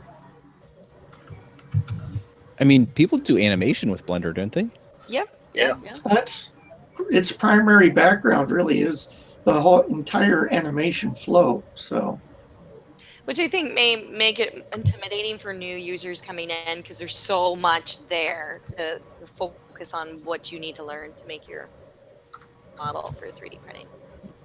Yeah, I really like Blender. My one problem with it is I'm trying to push it towards model trains, and there you really have to say, okay, I have this spoke that's 12 inches long, and you really can't do that sort of modeling within Blender.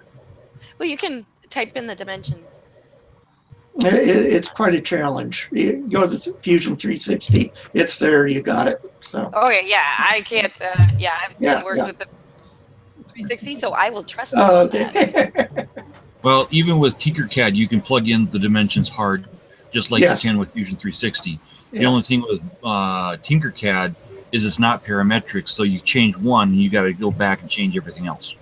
Yeah. I still use Tinkercad for more than I would like to admit to, because it's like anytime you develop like a familiarity with one piece of software, you tend to try to force it to work for whatever you want to do, as opposed to like taking the time to learning what actually probably works best for what you need to do. So like there's a lot of times I've designed things in Tinkercad just as like a knee jerk. Like I would just go to it and start like laying stuff out, and I'd get to a point where you want to do something that Tinkercad just really doesn't do, and you have that moment where you're like, man, why did I do this? Why didn't I just open up 360 and go that way? Has anyone used DAZ 3D for their modeling? I did for a while in uni, but no, I just couldn't get to grips with it. I was using Maya, 3ds Max, Mudbox, ZBrush,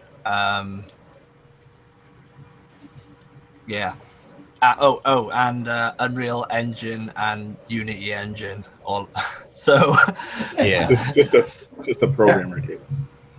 Yeah. Crazy. There was only one real use case where I found that Tinkercad would not fit, and that had to involve having a tube stretched across two sketches at an odd angle, and that was one case where I used Onshape, just because Tinkercad just couldn't do it.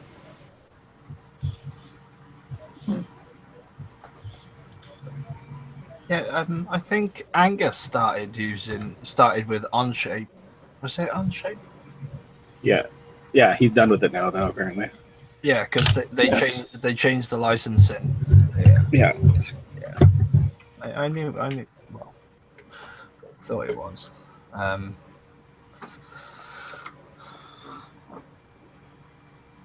Hey, so speaking of software, have you guys seen the deal with Autodesk 123D Design? About them shutting it down No, tonight? yeah, I've seen like that it ends today. Yeah. What? Okay, so I just thought about it while we were talking about software. I haven't launched it since like a year ago when I first got my printer. What's the best format to export my meshes out as to be able to still modify them? I got STL, DWG, Step, X3D, or VRML. Well, I know a lot of what's people like best for step files. I know a lot of people like step files and DWG or DXF or whatever that is. Yeah, and it won't let me export to either one of those with the meshes. Darn. I'll just do the STL so I don't lose it. Okay, just throwing it out there. You can import the STL into Blender and you can modify it that way. And I think you can also import STLs into Tinkercad. You won't be able to change all the vertices, but you can make holes or you can add things to it. Yeah, you can import STLs into ZBrush as well, and I think if you can get it into an OBJ file, I think Blender, ZBrush, and most other 3D programs will import an OBJ file. I think Fusion 360 will as well.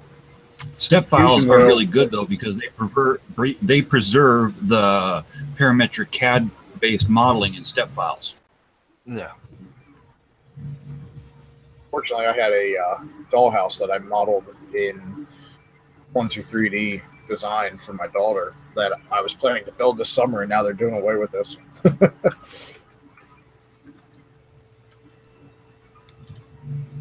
All right. Anyway, again, I'm sidetracking. Is it midnight Eastern that it goes away? Like you're cutting it close. I don't know when it goes, but I know today's the last day.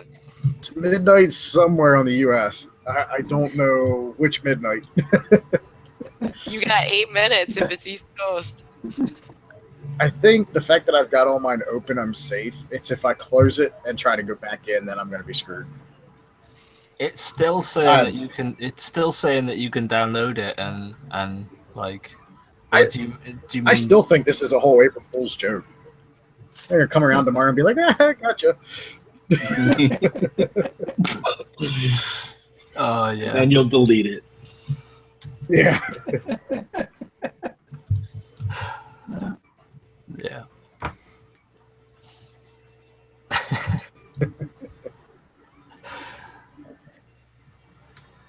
Has anyone got any conventions that they're going to be going to, or anything coming up that they wanted to go to or promote or anything? I'm going to be. I don't think too many people probably in the chat or on the stream or close by besides Dick. I'm going to be over at Lancaster Maker Fest come June. We're looking at, my wife and I are looking at going down to National Maker Fair in Washington, which has yet to be announced. Okay, That's I was going to ask typically if there was a date. I haven't heard anything on that one.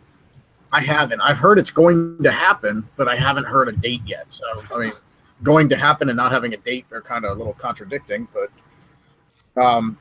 we're looking at New York Maker Fair is a definite. If I can swing it, we're going to be up there.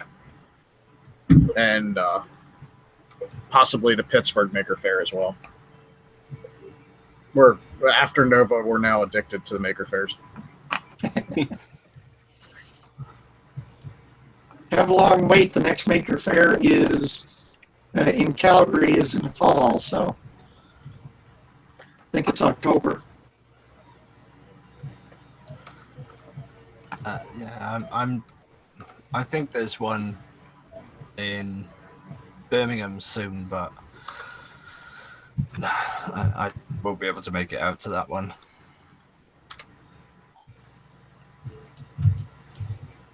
I'm pretty much gonna try to go to everything that Matthew was just talking about, because Matthew and I don't know how close we are exactly, but we're pretty damn close. We're about an hour and a half, I think, apart. If you're where I think you are. Yeah. You're close enough to sound like you're from the same state. From the same state. From an outsider looking in, I noticed it earlier. I know Vicky's from around the same sort of geographic area as well, but the accent's not stuck. You should hear all the other males in my family. Like, all the males in my family have a very, very distinctive accent that only they have, and it's really weird. Like, if you hear any of them, you know they're from my family, because we're kind of like a backwood lumbering family. Like, my family owns like a huge lumber mill. We're hill people. So they have like their own little like sub dialect that no one else shares except like those four guys. No bands. Yeah. Sorry. Go ahead. I was gonna say, it's always weird when somebody tells you that you have an accent, because like to yourself you don't feel like you have an accent. Yeah. No. But like somebody that lives like a state away will be like, "Where are you from? You have like a strange accent." It's like, really? And you get like all self-conscious about the way you talk and stuff. Like, I don't have an accent. Sorry, dude. No, accents interest me. They like. Oh no, it's fine. It is what it is. Like, I'm used to it now. Nillabean, But you yeah, it pulled used that to off really so weird well. me out. The old governor, British accent. I find watching Tom to be a joy with his German accent there. Yeah, I'm not even gonna go He almost has no accent though. When he Kicks gets in for flustered, something. when he gets Yes. flustered, it comes out. Yes. During his build, when chat went insane, every once in a while you can see him lapse back into German for a moment. Yeah, he said a few things under his breath there a couple of those times. Yeah. I bet there were some choice words when the stream went dark. Yeah, for sure. That was a crazy chat, though. They were going crazy. Yeah. Yeah, he hit like 2,200 or 2,500 people there at one point. 2,500 instantly. Yeah. I didn't even know he made me a mod, and I was just like banning people as fast as I could click on them because there were so many trolls. I was in there with you. Yeah, there was six mods, and Nightbot turned on to like extreme, just ban everyone for. And we still couldn't keep up. Like there was still stuff slipping through the cracks. Like it was crazy. It was fun, but it was crazy.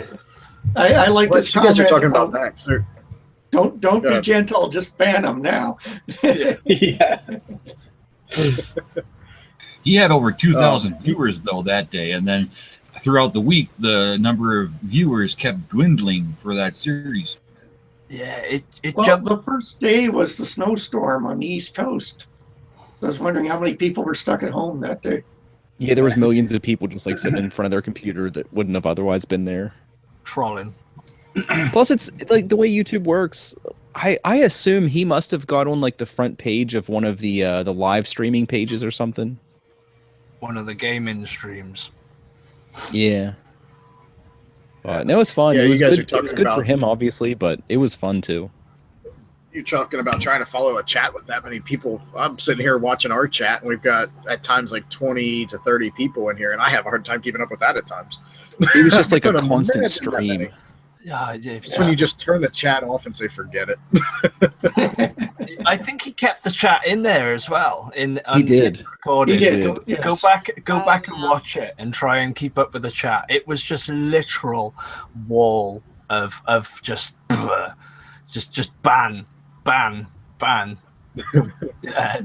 Don't time out, guys. Just hit the ban button. It's like, wow. Yeah, insane. Jeez. Yeah. You know, was it's a good crazy. I mean, series, though. do any of Yeah. you stream on a regular basis? Like, it's kind of like not my thing. Obviously, I'm not like the OG of streaming or anything, but I've just kind of like settled into streaming on a regular basis. Like, I don't know if anybody Stream. Well, I used to get like a lot of flack for it. Like a lot of people were like, "You're not playing a freaking game or anything. Like, why the hell are you streaming on YouTube?" Basically, like go stream on Twitch, go do other things. And like, I'm Which glad I kind think of is a stuck with it. hilarious comment when people say, "Why aren't you streaming? Why are you streaming on YouTube and not Twitch?" Twitch initially was gaming. If I was going to stream anywhere, and I've tried Twitch, if I'm going to stream anywhere, it's going to be YouTube because YouTube had the maker community long before Twitch did. Yep. Yeah, well, Now, I wonder I how the just like market's streaming going to on YouTube change better. right now with the latest Windows 10 upgrade that's supposed to be coming out in about 2 weeks, because they're embedding into that game streaming. yeah. Uh, That you already can with Windows 10, but it'll be nice to see it. But I've been thinking about doing more streams in the daytime, and I always like it's around about. Because you don't have to sleep, apparently. Yeah. Every time you turn around, Ryan's online. Yeah. 3 hours. I Seriously. think it's like 3 hours. Yeah. It's just one of those things. I've just never really been one for sleeping. Yeah, I always catch Nillabean streams around about when I'm just about ready to go and pick the kids up from school. So I watch a bit and then sort of leave it on and then go and pick the kids up and then come back and settle down and see what he's been up to, sort of thing. Because I know I kind of stream at a weird time, like 10 a.m. Eastern is like when you look at YouTube demographics, that's what shocks me. It genuinely shocks me when I look at that because like only a minority of my audience is from the US. So like a lot of people wonder why I stream at 10 a.m. And it's like, well, this like it never works. Like Angus usually comes in right as I'm starting and he's like, all right, I'm going to bed. It's like, all right, I just woke up. But because I'm open to like doing it at a different time. It's kind of tough to pick when you do that because like I have to make it work with my schedule. Well, that's the other day when I jumped in yours. I try to jump in yours, but I mean, with me working most of the time, my data connection when I'm at work is through the cellular network. And granted, my work pays for it, and they have yet to complain about me watching streams. But I try to, like the other day with your stream, I actually quite a few times just turned the screen off, threw my phone in my pocket, and had my headphones in, and was listening. And if you said something that caught my interest, I'd pull the phone out and look to see what you were doing. And then, like, if you noticed, I was constantly in and out of your chat. I'd be in for a little while, and then I'd get out. I like the streaming side of things, especially for like this, for the community stream. I think doing this is fun. Everybody kind of getting together and recapping what they've been up to in the last week. Again, like part of the whole idea with this was so everybody could talk to each other and answer questions as a group. But then also, like, I mean, my channel is a smaller channel. Vicky, you've got, I don't even know how many subscribers you're up to anymore. Dick, you've got a bunch of subscribers. Your subscribers now learn about me. They learn about Ryan. It gets everybody's exposure out there, and it's kind of good for the whole community all around. Plus, it builds a better community. Twitter, you can only say so much on it. I mean, I'm just excited to meet everybody. Like Vicky, I've never met you before or seen your channel before, so I'm gonna go like check out all your stuff. Like, I actually that'll be saw cool. a tweet by you just a couple days ago. I followed you during the stream, but it was where you're purging all the old filament. It took like Oh yeah, The Tower of Shame. yeah. I tried to do the poll, but that filament was really, really brittle, so it broke off about 4 inches from the top, and then I broke it like 2 inches, and then an inch, and then it was down near the hobby gear, and I broke it off, and it's like, well, looks like we're going the other way. And that stuff lingers in the nozzle like really, really, really bad. It shocked me. Yeah, it does. Time to get some cleaning filament and push it through that way. Well, after about 400 millimeters of atomic green, it was clear finally. But yeah, that's not the way I'd recommend doing it. Is that the rigid ink atomic green? No, that was the. I'm a bit of an AIO fanboy. I don't know how I ever got to that point, but like I've just had like such good experience with their filament. I really like printing with it. Though I think JAT.MN or Dustin mentioned atomic filament. I didn't mind their filament before. That worked okay for me. Matt is showing a print. Oh. Working on getting my flash forge dual extruding. Someday I hope to have a setup like that. I want soluble supports like so bad. No, you don't. You do not want it. Not a setup like the Flash Forge. Not where it's just side-by-side extruders like that. I mean, I know I hear people complaining a little bit about the Ultimaker 3 and the way that it raises the nozzle out of the way. That it's better than a side-by-side, but people are still complaining about it. It sounds like Sigma's onto the Sigma BCN printer onto a good direction with dual extrusion, but the Flash Forge, when it works great. But I've spent the last 2 months with one of my left nozzle out because I was having so many problems with it. Now, the Sigma definitely looks like an interesting machine. Was it Angus just reviewed it today? Put the video out? I think it was. Tom did, I know. Oh, it's Tom? Tom. Yeah, Tom did it. Yeah, but looks like have to wait a little bit longer. Okay. Got the two MK2Ss on the way. They'll keep me busy for a while. Yeah, I want to see the multicolor extruder setup for the MK2. I want to see that. Too. I want to see that in people's hands and see what that can do. If Prusa is still doing what he originally was showing for the dual collar for the MK2, that's almost exactly what I'm doing on my Delta, except at the moment my Delta's only 2-color. He's basically, it's one nozzle, multiple extruders, and they all go into basically a Y block that it pushes the filament down through. You print a little bit with that collar, retract it back up, and then the next one comes down and pushes in, is the way that works. I did the exact same thing on my Delta running Marlin, and it works really well, except the biggest problem with it is it's slow. That retraction, you have to do it slowly, otherwise your filament expands and gets stuck the next time it tries to go down. So you have to retract really slow, and it's 170 millimeters on my Delta that I have to retract, and then extrude down 170 and then start again. So it almost triples the amount of time it takes to do a print, but it works. It works great. That's kind of what my expectations of that were. This is why I've been working on a quick change extruder project with Les. He's essentially the engineer for electronics side of things. We got 2 circuit boards, one in the X carriage, one in the extruder.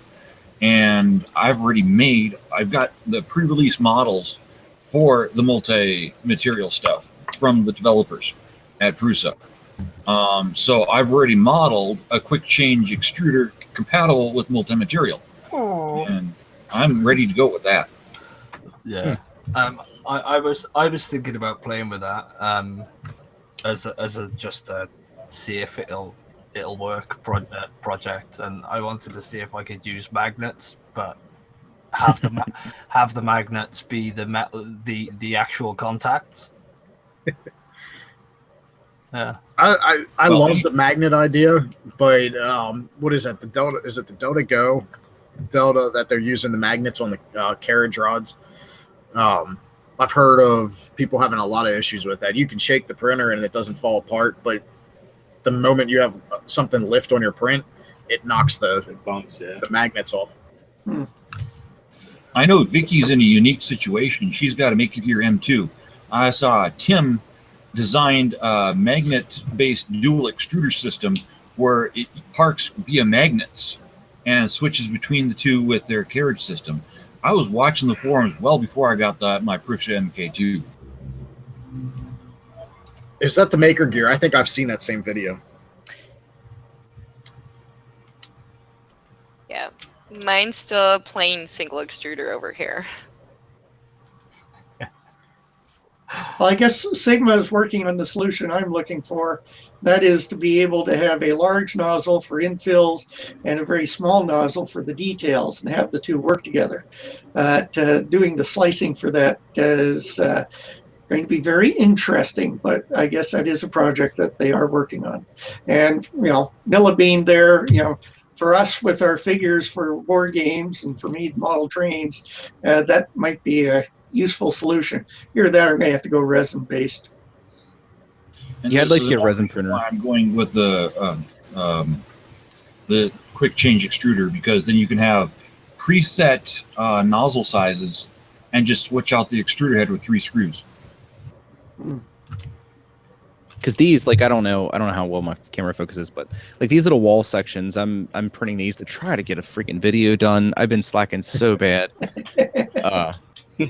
Well, I don't know if any of you guys that do videos have that problem. It's so hard for me to do a video. It's so frustrating. Because I'll shoot it and I'll start editing it and be like, man, this is crap. And I'll reshoot it and start editing, man, this is crap. And before you know it, 2 or 3 weeks has passed and you haven't released a video, and it just it gets depressing. Yep. But I'm really glad that you said that. That sounds like my process. Or I'll shoot something I love, the way I delivered everything, and I don't know, my hair is sticking up or something. I'm like, I have to reshoot all that, and yeah. I did a commercial a while back. I had to do 57 takes. I think the cameraman was ready to kill me. That's every line of dialogue I try to do. I tried to shoot a video the other day, and it took me 27 times to get 2 sentences out without stuttering or mumbling or saying the wrong words. And at that point, I'm like, man, I'm done. I need a break.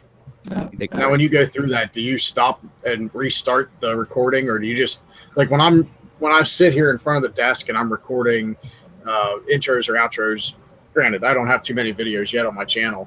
But when I do that, I just hit record on the camera, and if I got to stop and restart, I don't stop the camera. I just keep it rolling. Yeah, that's how I do it. But then you just eventually keep reach the point where you're like, all right, well, I have like 30 minutes of video here. I know I'm not going to use. So let me just like restart. Let me like reset so I know that this new video is like the start of the new crap I'm about to record that I'm probably not going to use either. But have you seen Drawing with Jazza before? He's like an artist out of Australia. What he does, because he'll do live streams and then he'll do an edit for YouTube. What he does is whenever he messes up, and he's pretty funny about it, but whenever he screws up the line that he's trying to say, he'll actually clap a bunch of times, and all he has to do is look at the waveform when he's editing, and he knows that's where he restarts. I do the clapping. That's why I have so much respect for the guys that put out videos on a regular basis. Like, that's so, like, of all the things they do, just the fact that they get videos done with like high production quality and they do it on a regular basis, like that is so like dumbfoundingly impressive to me. Like, I can't stand it. Yeah. Same thing. This camera that I'm using, if I'm doing a recorded video, I can't record directly to the computer. So you have to do your recording, transfer the files, and go, oh shit, I screwed that up, and then go back to the camera. and the chips it uses, you can't, or the cards, you can't plug them directly in, so you have to move the camera over to the computer. So that is something that will get fixed in the near future, I hope. Like you were talking about having to start or when you start a project, having to film it and stuff. I did this. I was way too excited to do it. I printed it, never did a single time lapse of any of the parts printing. I prepped it, sanded it, painted it, did all that stuff, and never once did any video of it. Occasionally I had pictures as I'd go. When I'd stop for the night, I'd snap a picture and post it to Twitter or Instagram. I wish I had a video of doing this helmet. I mean, I just finished this 2 weeks ago, right before I went down to Nova that night. We did the 4.5 hour stream. I was working on painting some stuff for my wife, and then I started painting this right away. My biggest problem is I get too wrapped up in a project and forget to even get the camera out, or I get so far in and I'm like, oh, this would have made a good video. Because then you're like, oh, let's share this with everybody, and then you're like, well, here it is. Exactly. It's like that's it. That's all I got. Because I was doing all right, and then I had a hard drive die, and I lost like a ton of stuff I'd recorded, and I've just like never really recovered from that, unfortunately. I'll tell you what my solution to that was. I had, when my wife and I got engaged and we were getting ready for our wedding, I was doing a slideshow of all the pictures of us from the time we were born, each of us, and then once we met each other and the whole time we were dating up till our wedding. I was working on that slideshow and I had a hard drive die on me. I lost everything but like the last year of pictures of her and I. So it was like pulling stuff from, this was back in MySpace because my wife and I met on MySpace. And I was on MySpace pulling low quality pictures off of MySpace just to be able to get it. From that day forward, I bought carbonite and I've never looked back.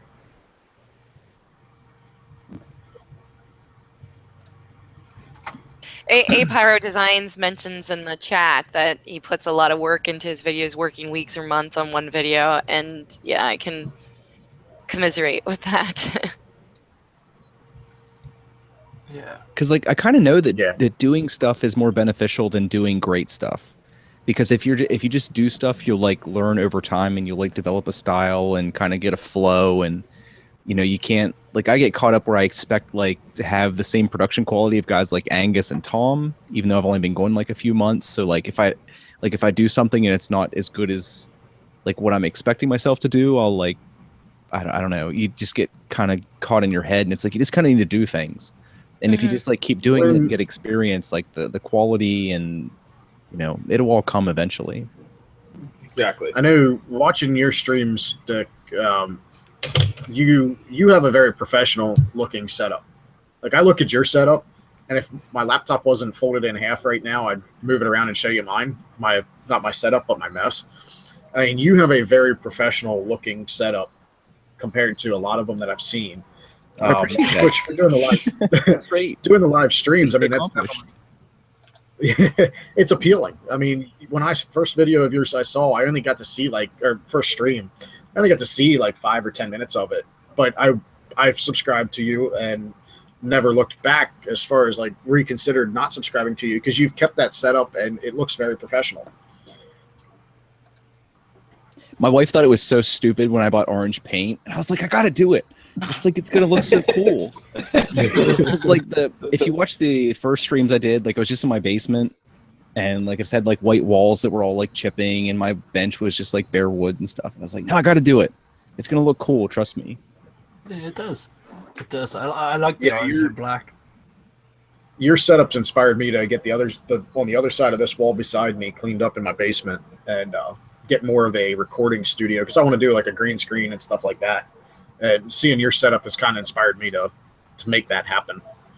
Real quick, I don't want to miss it. In the chat, Bob was asking he wants to start a YouTube channel and live stream, but doesn't know what equipment to get. Wanted to know what our recommendations are. As far as for YouTube videos, my opinion, if you've got a smartphone, most of the smartphones are good enough to do your recording for standard videos to start out with. Get in your groove and figure out what equipment you'd like to get. You guys who do the live streaming a little bit more on camera might have some more suggestions there. I mean, for my live streaming, I'm just using my laptop camera, the webcam on the laptop. Would you also recommend a microphone or, like a plug-in microphone? Yeah, I am using I have a Blue Yeti. I would definitely recommend a microphone of some kind of decent quality. Yeah, I love my Yeti. People will tolerate bad video much more than they will tolerate bad audio. You're right. A perfect example of that. Last week, I released the video of the interview with David Preet, the artist that's doing the 3D printed flag. I released the video of him, which was done with my DSLR. The audio was, it was convention audio. It was a little bit noisy, but it wasn't horrible. This week, I released a shorter video, only about like 4 minutes long total, of my interview with I Made 3D, the Jelly Box 3D printer. And I recorded that one with my GoPro, and the audio was horrible. The David Preet video in less than 24 hours had, I think it was like 124 views in the first 24 hours. My one that I just posted yesterday got like 12 views in the last 24 hours. So, audio is definitely a big thing with your video. I think it's more than just as simple as that, though. I think it's the time of day that you get the upload and, who you're pitching to type of thing as well. Because, like with Dick said that about most of his audience are like European or British or whatever. And got one more from Canada. Yeah, it's sort of for me. It's going to pick the kids up around 2, 3 in the afternoon, and so it's sort of depending on who you're pitching your content to, really, as well, isn't it? Because I find Twitch to be a lot more active in the daytime for me than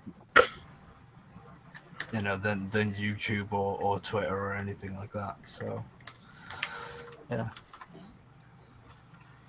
Because if anybody's looking to get started, it's the thing that I'm like failing the most on right now, which makes me sad. But the biggest thing is consistency. Like, you can have the best of everything and have the greatest personality anybody's ever seen and like everything. If you're not consistent, like, people are just going to kind of fall away. And I think the best thing I have going for me is, like, I don't know how I've managed to maintain it, but like every Tuesday and Thursday at 10 a.m. Eastern Standard, even though it's a weird time that doesn't really work great for a lot of people. Like, it's just like Aspie and a couple of other guys, like, you pretty much know, like, unless something has happened that's terrible in my life or something, like, I'm going to be here at 10 a.m. Eastern Standard. on Tuesday and Thursday. And like that just goes a long way to kind of like building a community and like some regular people that show up and want to hang out with you and stuff. I think that's like 100% one of the most important things. And to be consistent. I think the other thing too is your involvement in the community that you're releasing videos for, like 3D printing community. I mean, most of the content creators, the whole way that we got this stream going was on Twitter. A lot of us are very active on Twitter and on the Facebook 3D printing group, so it's easy to communicate to each other and to your audience. Your audience knows where to find you. So like in my case, the fact that I'm not just doing 3D printing, I'm also interacting with some of the other makers, the woodworkers and metal workers on Twitter and stuff, because that's part of, most of my channel has been about 3D printing so far. But once the weather breaks here and warms up, I'll be out doing some other videos as well. I think your involvement in your community goes a long way as well. For sure. Yes. Yeah. I try to be as active as I can be on Twitter. And by sleeping an hour here and there. Yeah. Twitter for life. Yeah, no, because it's being part of the community. It's like, you know, I've sort of, if anyone's doing a stream and I catch it, I'll throw it up and I'll share it on my Twitter. Or if anyone's got a video that's just gone up and I'm sat down and I'm watching, I'll always throw it up and share it on Twitter and, you know, get involved and share people's things that they're doing. So keeps my brain working. I gotta ask, you're making us look at this cool figure every time you talk. Like, what is going on there? Is that all you that's doing that? Like, you made that whole thing? Oh, this one. Yeah, that looks like fantastic. Ryan is very talented.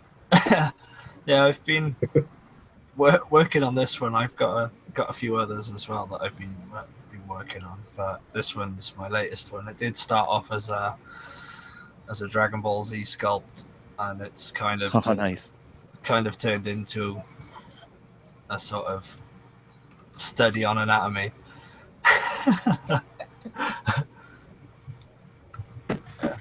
No, it looks really good. Like, stuff like that makes me jealous. I'm over here sitting in Tinkercad putting two squares together, and you're over there like sculpting human bodies. Yeah, that's kind of what I'm hoping to do. I want to stream more, and I need to stream more. But it's the same thing as you said. It's I'll sit down in front of the camera and I'll record something, or I'll go as far as to write a script and record things and try and do things properly. But I never sort of managed to put them out in the world. It gets to the editing, and by the end of the editing, it's all been deleted because I didn't like it, or because it's harder. I find streams easier. I just need to be more confident and just go for it and stream more. Going live is wonderful. I've with the television experience, if you're in an edit, you can edit and re-edit. But if you go live, it happens. It's up there. On to the next thing. Yep. Yeah, you guys see how I ramble on. Just imagine when I'm editing video. Ruthless. This way I avoid 57 takes. Just ramble somewhere in there, you'll say it, right? Yep, it'll come out. 57 takes. Although Yeah, people think you're exaggerating sometimes, but it can get bad. It's the way it is. So, especially when you're got a television crew there, that means you probably have, well, in the studio, you have 8 people watching you screw up and screw up and screw up again, and you can just see the dollar symbols going by as you're doing it.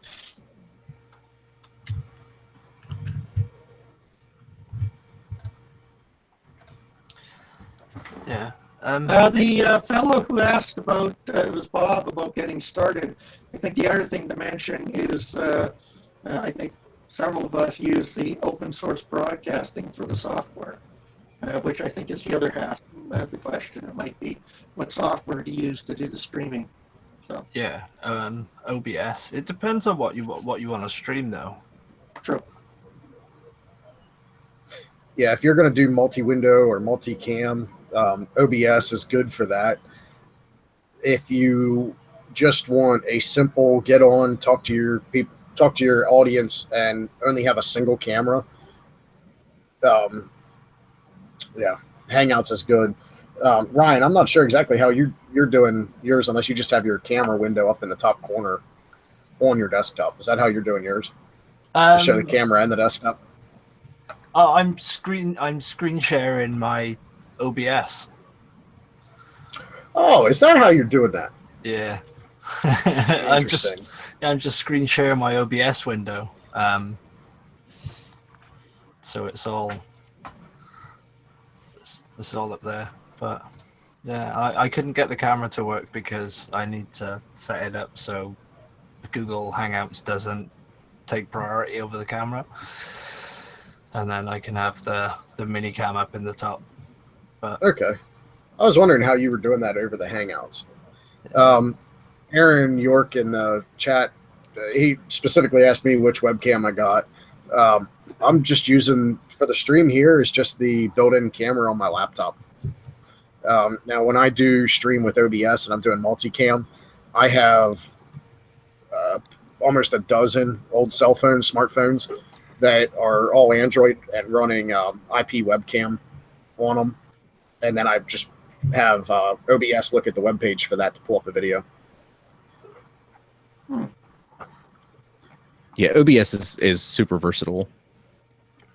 I mean, you could really use it for damn near anything you'd want to do, almost regardless of what your setup is. Hell, it actually might even be easier, like even in a Hangout, like you could just have the Hangout up and have the OBS capturing that window and like broadcast that way. yeah. But yeah, for webcams, like if anybody's like looking, like the cams I use are 930Es from Logitech, and they're like I actually, like, I felt kind of dirty. I got one of those from Best Buy when I was doing my my kit assembly, and I actually intended on returning it.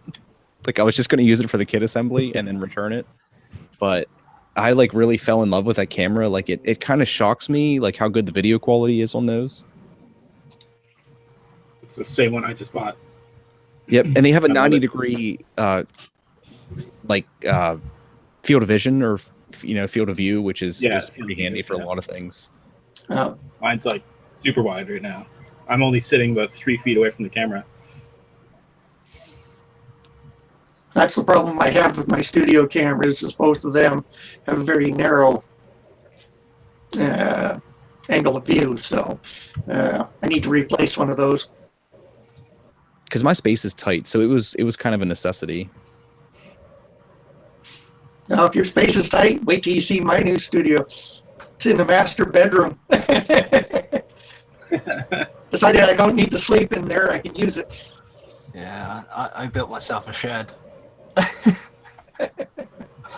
Yeah. And broke his leg doing it. And then built the shed still. Yeah, still built the shed. He rolled his ankle bad. Yeah. Well, my train room was 600 square feet at the old house, and my house is 800 square feet here. But the old house went underwater in a flood in 2013. So. Well, that's awful. Richard, you might have to hit F5 again. Your mic's going crazy again. Yep. Right.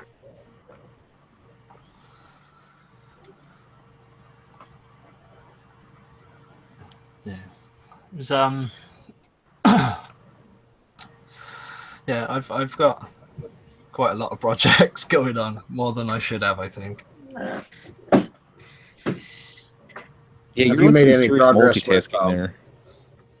Yeah, he's constantly bouncing from one to the next. The last stream we did when we were on A-Pyro's channel, we challenged Ryan to do Poppy from the Trolls movie during the stream to see if he could have it done by the end of the stream. Granted, we gave him all the time in the world. We went for 4.5 hours, but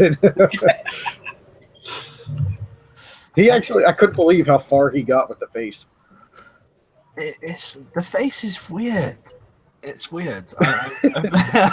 I've been working on Stitch. Princess Poppy. Let's have a look.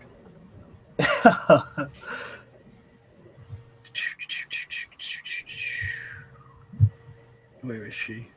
There. I did, but it's just looking a bit creepy.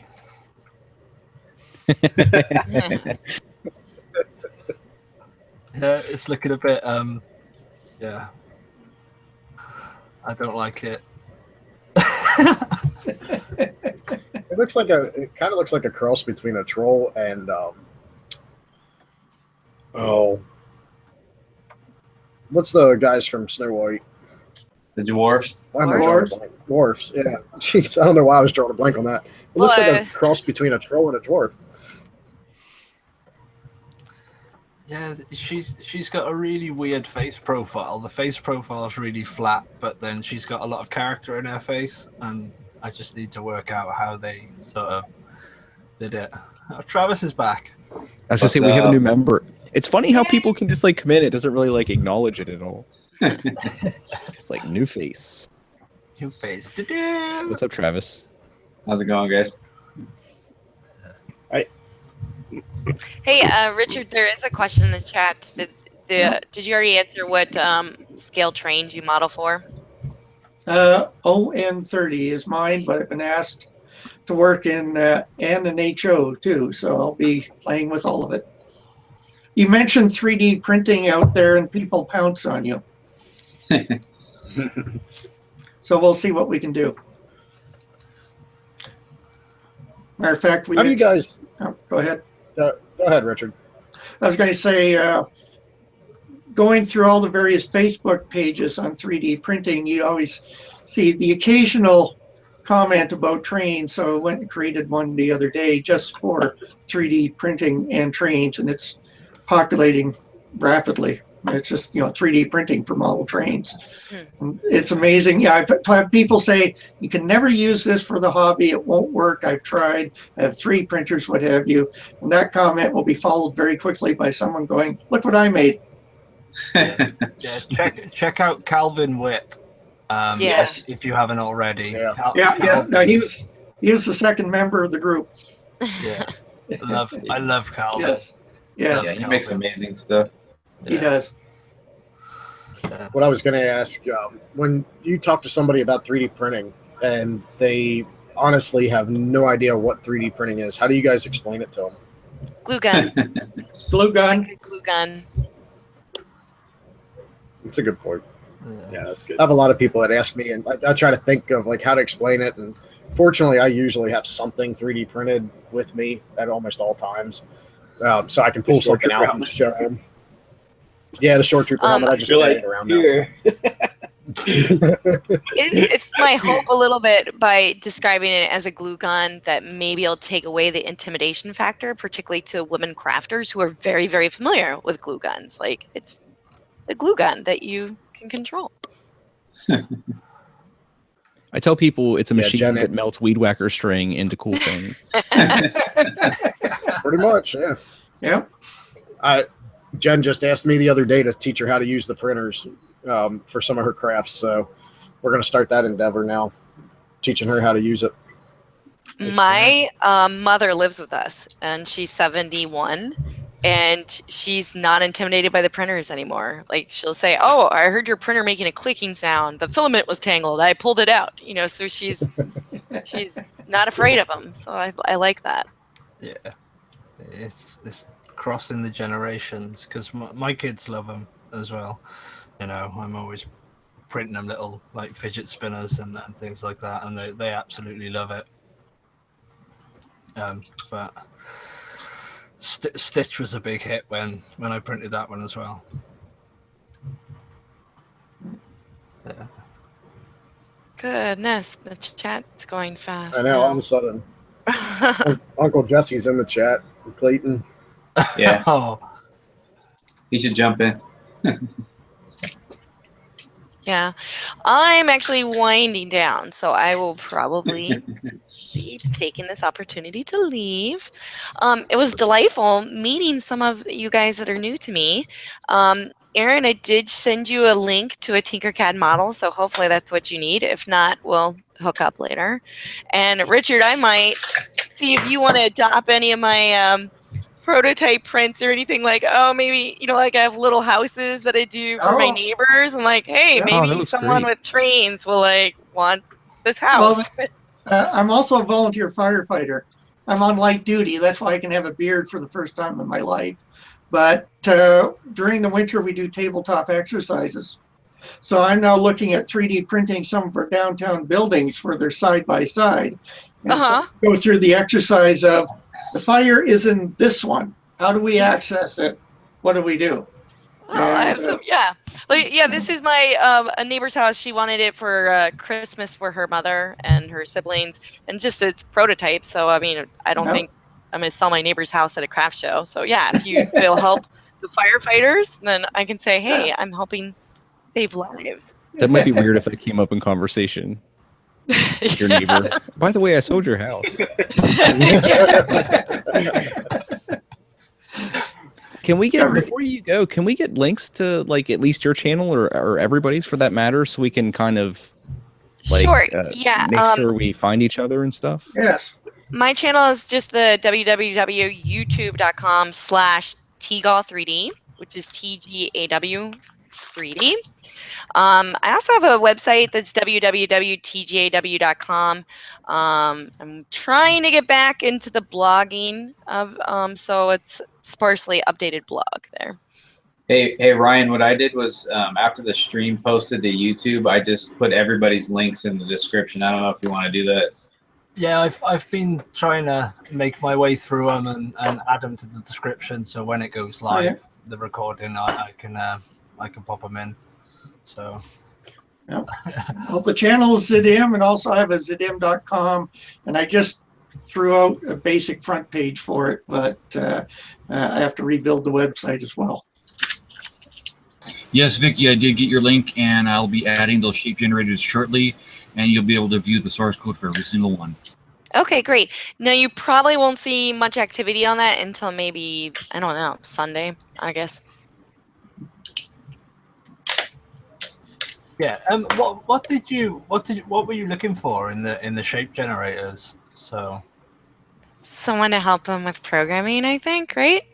Yeah, I have some shape generators that I've already created, but depending upon some of the different code things in there, because I have some cylindrical ellipses where you can specify the height, the width on the top and the bottom separately. You can also separate the height and the width of a center cut as well. So yeah, some shape generators like that where you need a cylinder to have a hole in it, or an ellipse to have an elliptical hole in it, not necessarily matching the ellipse on the outside. Mm-hmm. Nice. Sounds interesting. See, well, networking just from the community chat. That was the whole point of it. Yeah. And then viewers out there, it's a delight to share the evening with you. I love talking about 3D printing, so this is an easy way to do it without editing and overthinking. So everybody have a great night, and I'll be interested in seeing how many hours the chat goes on after I leave. It was nice meeting you. Yeah, nice meeting you. Have a good night. Yeah, thank you. Thanks for Bye. joining in the stream. Later, Vicky. Bye. No, a little lighter project, but kind of along the same lines of what Aaron was just talking about. I've been wanting to get some little projects together for that conductive filament for people to mess with. If anyone has any interest in kind of doing any relatively simple things that we could maybe put together in like a little package and have it on Tinkercad for people that want to experiment with the conductive filament, because there really isn't much out there that's utilizing that yet that I've seen. You know, since your stream the other night, people. when you said about that the other day on your stream, that got me thinking about it because I've got a spool of it that I bought and then never did anything with. I'm curious if you can print an over-the-air antenna using the conductive filament. I was kind of thinking about doing that, one of these HD arrays, antenna arrays, but in a 3D print instead. Yeah. I had another idea with it. I was, well, thinking, could you, because you did a lot of testing on the resistance and all that with it, could you actually print a circuit board with resistance blocks built into it, or, you know, work how much work would it take to work out the resistance of a certain block of, you know, how many layers per, could you actually print a whole circuit board with resistors built into it? I think if you would take the time and really like work out the process, you could calculate like the dimensions for those things to get within a certain range. Like that was the problem. I don't know if you remember that from the stream, but it was very erratic, like the resistance, because I think like the internal conductivity isn't that consistent. Yeah. Like looking at it overall, like you could kind of gauge, like we kind of got some like ballpark ranges for those pieces I printed, but it's not super precise. And you might be able to like refine your temps and stuff to like improve that, but I think you'll probably hit some limits for like really sensitive stuff. Yeah, Tony in the chat said about combining the conductive filament with the Northern Lights lamp that 3D Maker Noob did the other day. That actually won't work because you require it, or you're relying on that data signal for the lights that he used. It's a 3-wire with a data. Now, if you use like the RGB LEDs where it's individual signals, you have a ground and then 3 other wires that are positives for the red, green, and blue. There you might be able to get away with it, but you're not going to be able to drive too many of those NeoPixel LEDs or the RGB LEDs off of the conductive filament. You're going to lose too much voltage through the conductive, through the filament. Yeah. And going back to what Matt said about the like open air antenna, but maybe on a smaller scale, something like an RFID chip, something that only needs a small amount of voltage or you know, power to drive it, but relies on an antenna system to be detected. That might be another option to look into as well. Yeah, and Brian, you were asking about if you could integrate resistor values into a print by extruding more or less. I think your biggest problem with that's going to be the inconsistencies on the printers. I mean, the first time you have just the slightest under extrusion, it's going to start to mess up your resistance values that you're reading across your circuit then. Yeah. Because just driving LEDs and stuff, I think you could do all kinds of stuff. But if you're like trying to run like integrated circuits and stuff that actually require like specific voltages at specific places, like you'd probably run into a lot of problems there. Though, like I said, I didn't experiment at all. Like you could maybe at different temperatures or something, you could get more consistent results. Like it's hard to tell. Maybe with a different nozzle, like because I did have a thin nozzle in there, and that might be, you know what I mean. It's hard to tell without doing some experimentation. Yeah, CJ, I think somebody might have said this during your stream too, when you were playing with the conductive filament, about baking it in the oven, if that would help the resistance, bring down the resistance of the filament by sort of doing the same thing you do with the HTPLA where you anneal it. I wonder if that would have any effect I on wouldn't be surprised if you'd notice a difference doing that. Tony Ryan wants to know how conductive the bronze fill is. Do you have any of that around still, Dick? I do. If you give me a minute here, I can tell you. Yeah. I wanted to know that as well, because maybe the copper fill as well has got quite a high. I think it's quite a high in the copper one. I have iron fill around somewhere around here. Not iron, but the magnetic iron. Yeah. That one's conductive. I don't have a multimeter handy though. Where's my multimeter? Damn. I'll have to check it. Keep an eye on my Twitter. I'll check the resistance of my magnetic iron protopasta and post it on Twitter tomorrow. Yeah, dude. It'd be nice to know, because like all the people out there that can't get their hands on the graphite, you know, there are alternatives out there. Duplicate said in the chat, it seems like the analog usage of the conductive filament would be the only practical use. And I have to agree with him. I think anything digital, you're going to lose so much of your signal unless it's a very short run. It looks like, just messing with it here for a few seconds, it looks like the bronze fill is not conductive at all. Yeah, which I can't imagine we're the first ones to ask that question. Yeah. Well, no, it makes sense. Like you said, especially with like the copper fill, like I just don't know if the particulate density in there is enough that they're actually touching each other internally. There again, try baking. Maybe that'll change that. It's true. Yeah.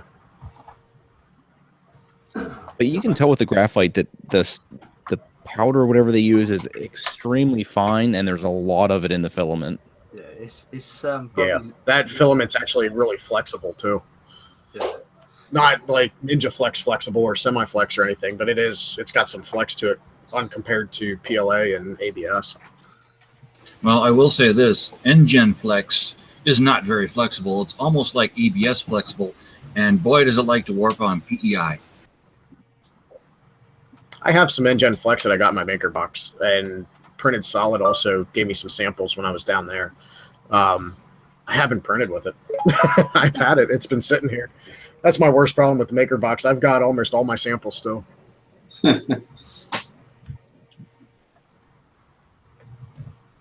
Yeah, I open it like every month and get all excited, and then before I know it, the next box is here, and I haven't really messed with the other stuff. I have a drawer over here that is, I've been subscribed since October, I think was my first box. And I have a drawer over here that's got, in October, I accidentally screwed up and I ordered 2 of them by accident. So I've got a drawer that's full of samples.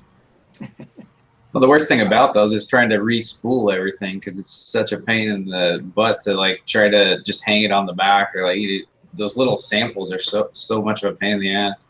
I don't even bother re-spooling them. Like, I don't know what you guys do.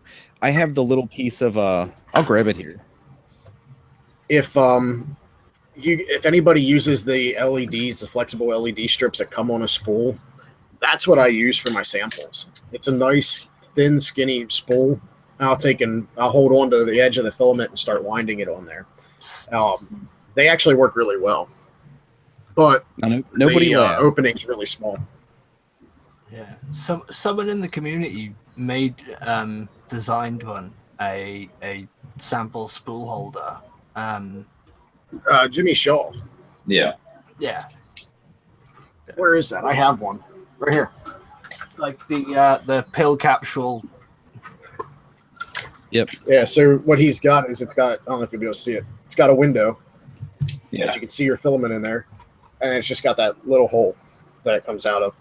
So it just sits there, and the rod actually acts as the middle rod. But you can see it's got its problems. You pull on it, it's not actually spinning like there. It bound up on my thumb. I have like the simplest conceivable solution, because like I have the MK2 default spool holder, so I have a piece of 3/4 inch PVC that I cut, because some of the spools are kind of weird shaped and you can't actually, like, they don't have lips on the sides to hold. And then I cut 2 circles out of cardboard that just I slide on here. There's a little bit of a friction fit on there, and it's enough to keep the little sample spools from really getting out of control or anything. And I've printed quite a few of them completely, like, and used them. I mean, it's only 50 grams on average, but I've never had any problems with that at all, really. The only one I did was the bronze fill for some reason bound up. I don't know why, but all the other ones I printed using that, I didn't have any issues with. I could see re-spooling them. I had all kinds of problems. Yeah, I can see some of the more porous ones being more of a pain, like the some of the protopasta, like the fiber stuff. That stuff is really brittle sometimes, and if you try to just hang that on the back, the chance of breaking is like insane. The matte fiber, yeah.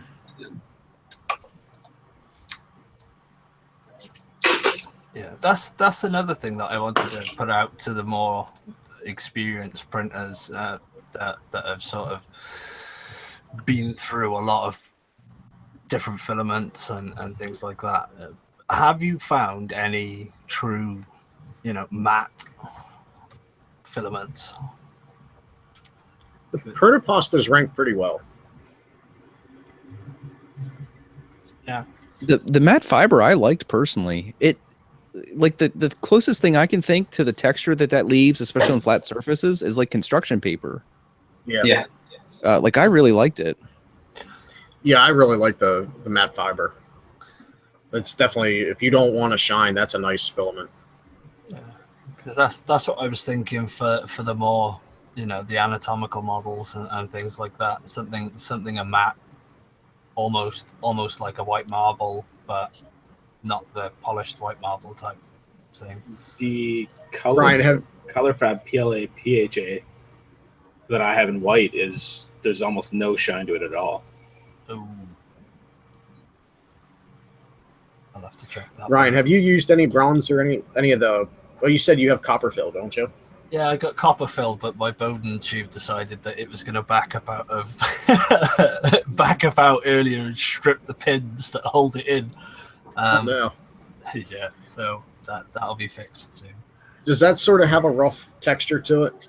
I mean, obviously when you print it does, but when you just playing with the filament itself right off the spool, does it kind of feel kind of gritty? Yeah, it almost that's a lot like what the protopasta matte fiber is a lot like. Yeah, it's a really porous, rough filament when you pull it off the spool. At least everything I've used from them has been. Yeah, it is. I'll have to check that one out. And a little tip for the airbrush guys. I don't know what you've been using for masking small areas on small models, but I normally use blue. Yeah. I normally use blue tack. Because it's non-tacky. It won't pull your paint off. And then you can push it into little grooves and little nooks and crannies with any tool that with a lollipop stick or whatever. But yeah, it's called blue tack. Blue tack. It's I don't know what it's called over there.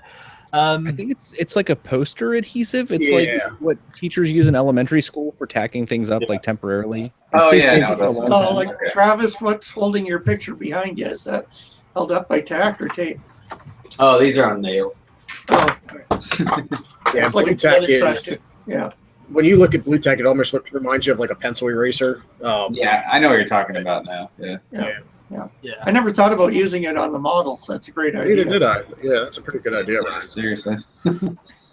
Yeah, because you can stretch it and you can form it to wherever you want it to go. And if you get any residue left on the model, you just use the blue tack and dab it, and it comes off because it sticks to itself.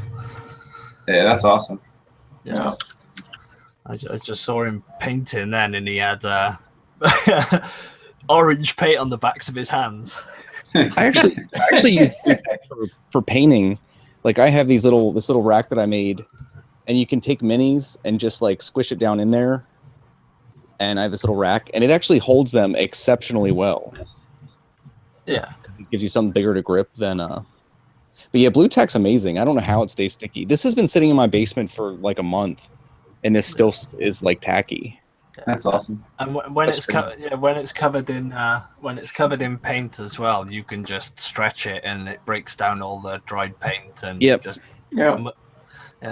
mush it in and it's sticky again. Definitely have to get some of them. It's super cheap too. I think I got a pack for like 75 cents, something like comically low. Yeah, I was gonna say I've gotten it at the dollar store. I think it comes with like 6 or 7 strips of it at least. Yeah, I've seen it. I've used it before for hanging stuff up. I just never thought about using it for that stuff. Yeah.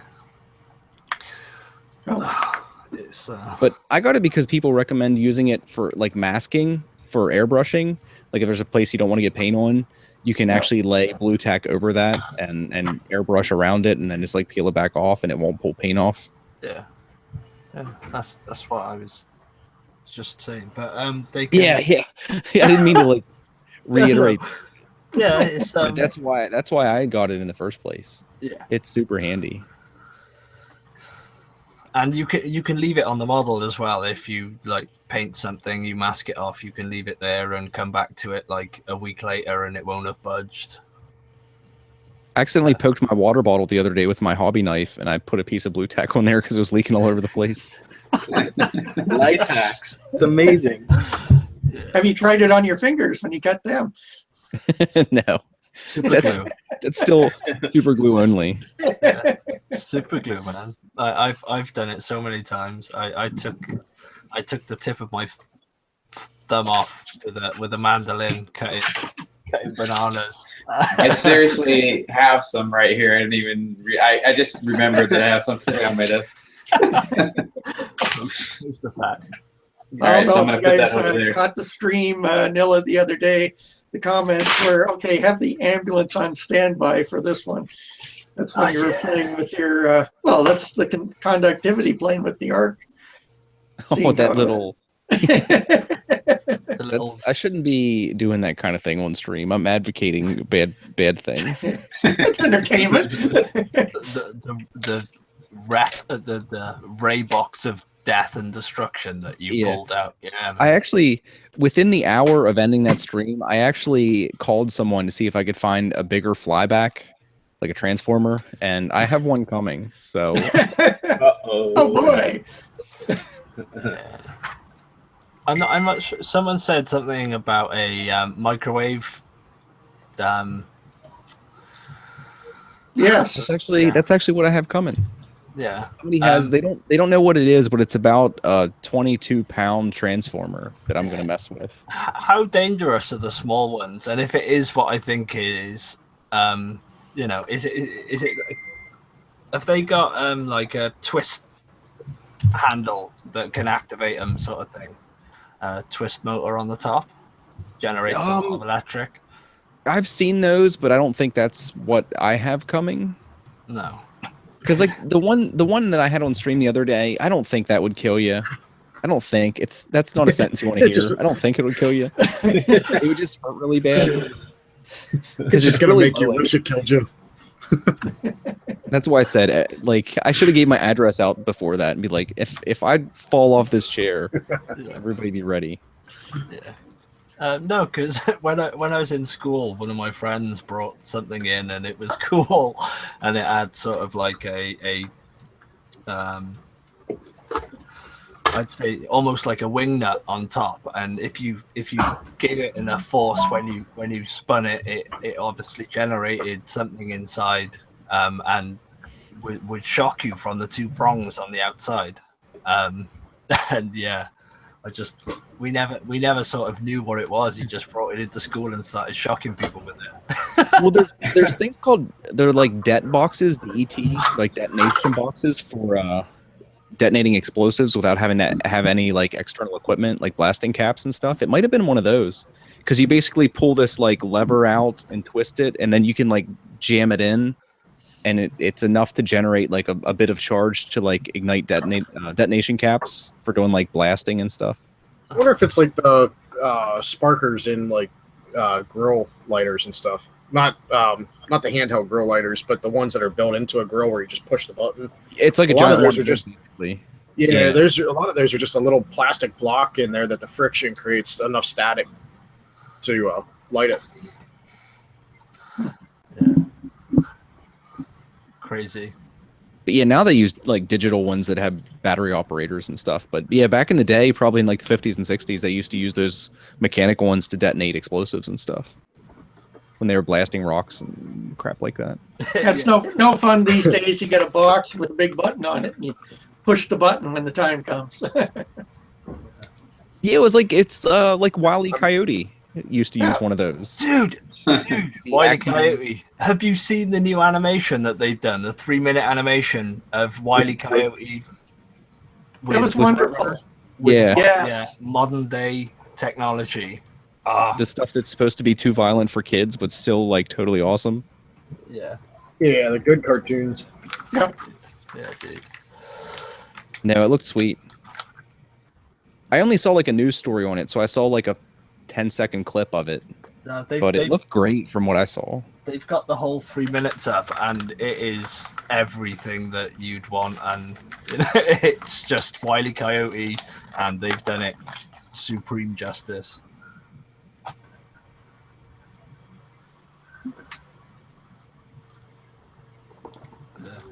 Sorry, I got a bit excited then.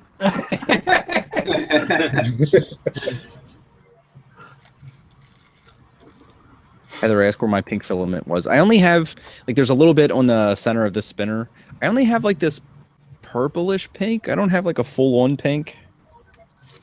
It's definitely more on, like, the purple side. I guess it kind of looks pink on the camera there. We can count it.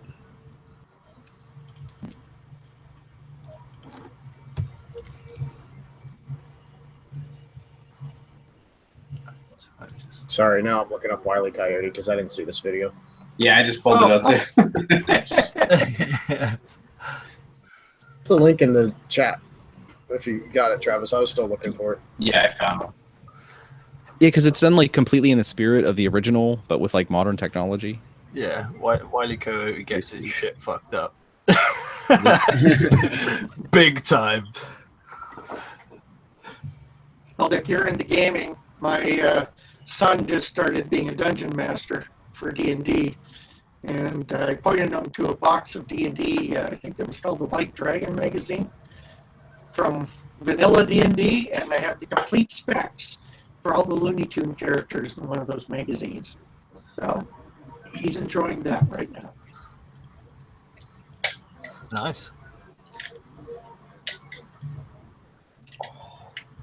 Deadliest creature out there is Tweety Bird. Tweety birds. It's like the white rabbit, isn't it? The white rabbit in Monty Python. Ryan, what webcam did you say you use? I've got a Microsoft Livecam Cinema, but yeah, I just, The other Ryan. Oh, sorry. The Logitech C930E. That's great. That's a great camera. Yeah, I love it. The wide angle is like what gets me. I had a C920 for a long time, and I thought that was sufficient. And I assumed the 930E was going to be basically an analog of that had a wider view angle, but it's a better camera like all around. The build quality is incredible too. Yeah, they're not all that expensive, really. Just recently, I found a camera better than the 930E, but I can't afford it. Isn't that always the problem? You guys have lost me for another minute and a half yet. You still watching?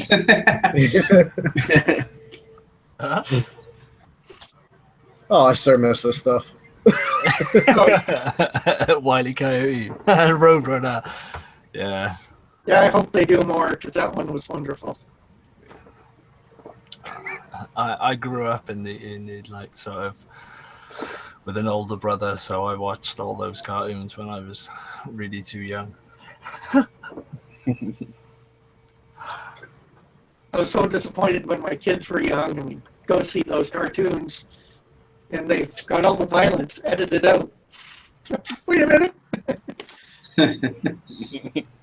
You kids are missing all this stuff. Dad, this is boring. Yeah, my wife put the Goonies on for my kids, and it terrified them. It's funny, like I know we're super off 3D printing right now, but it is funny how like I watch a lot of stuff in the UK, and the UK is like the exact opposite of the States, where like sexuality is mostly okay, but violence isn't. And then in the States, like, or well, it's the yeah. You know what I'm trying to say. It's getting late, okay, guys. No, I'm trying to say. Gotcha. Sexuality on every channel. You know, someone's always got a baps out, or someone's doing someone, or someone's cheating on someone with someone else. It's Yep. Yeah. We have like violent video games. like violence, like completely unacceptable. But like mild sexuality is okay. It's just kind of weird. Because we're all like overly repressed sexually, and no, I don't know. It's just weird. It's everyone's. I think it's just a different culture thing, because it drives me insane.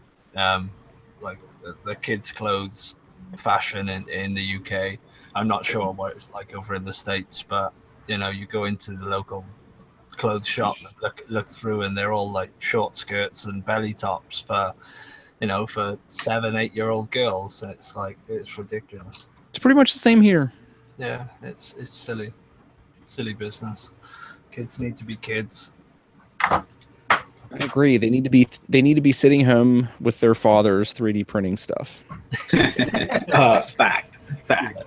Mic drop, walk away. Yeah. CJ asked why no DSLRs for streaming. That was actually my plan the whole time, was to use my DSLR, but like my camera has a hard 20-minute limit. Like Yeah, same here. You can stream, like most DSLRs have an HDMI out, and you can like pick it up with a capture card. But like on my battery's dead. Awesome. Well then, okay. 21 minutes. Joe uses his DSLR, and I think he said that he bought a power lead for it, a DC-AC adapter, and he said that sorted that issue right out. So you obviously bypass the battery, and he uses his for streaming. And well, see, my 20-minute timer, it actually shuts the live view off. That actually lets me capture the HDMI. It's apparently for tax purposes, because if it can record more than 20 minutes of video, it's taxed as a camcorder. And like I've done, they're taxed differently when they're imported into the U.S. Yeah, it's so dumb. On I have a Sony A6000 is what I use primarily for recording. I have the AC to DC power adapter to bypass the battery. But when I'm recording, I have that same. Mine typically starts out at about 45 minutes, and then it'll shut off because it overheats. It's not actually a limitation as far as like it can't record to prevent the whole camcorder thing, but it actually overheats. If I put a fan on it, I can keep it running for a little bit longer. Mine, like all cameras are different. Like Tom uses DSLRs when he does his stream, because his don't have any limitations like that. Like you said, if you get an AC adapter, that eliminates the battery limitation. And then like I don't think his cameras have any problems with heat, so he doesn't have that. And then he doesn't have any inbuilt like hard timers. Like mine's actually in the firmware, because some cameras you can get like different firmware that will like a community based firmware or something that fixes the problem, but there just doesn't happen to be any for mine. Yeah, Canon has something called like the Green Lantern or Night Lantern or something like that. Yep. Yeah, for Canons, you can get that on all Canons, but I have a Nikon. I don't. Tom uses the Magic something. No, the mirrors one. Oh, yeah, that's what my A6000 is a mirrorless. Yeah. What about Angus? What is he using? Do you know? Based on the quality of videos, he has to have a DSLR that he does his recorded stuff with, but I don't think he uses it to stream. Mm-hmm. He has like a little action cam or something too, I think, set up on his printer. Looking at his printer. Yeah. Close. I mean, I could be wrong, but he rather obviously has a very nice camera that he does his recorded content with, because he has tons of really great shots. Yes. In some of his videos. Does that firmware thing, is that implemented in the British versions of the cameras? I think it's all of them. I think they do it to all of them just so it's easier for them across the board. Because I don't think it's actually a U.S. thing. I think somebody said in the chat, and I think they're right. I think it's actually Germany that does the different tax rate based on whether it's a camcorder or a camera. Cameras are taxed less. Yeah. Apparently, Ulysses has not exactly the same camera as me, but it's pretty close. Like I have a D5500, he has a D3300, and his is the same. Because there's cool little things you can buy to do recording. Like I think they're called a Ninja, and it's like basically a little hard drive that you can capture indefinite lengths, and it overcomes the problem for most cameras, but not my model. So yay for me. Yeah. Nikon Hacker is a Magic Lantern style mod. I'll have to write that down. Nikon Hacker. Yeah, I will definitely take notes, because if I could overcome that, it would change how I do some things. Yeah, because I've got my D5000, my older DSLR. That if that works on that, that would be awesome. Look at that, NikonHacker.com. Have to check that out.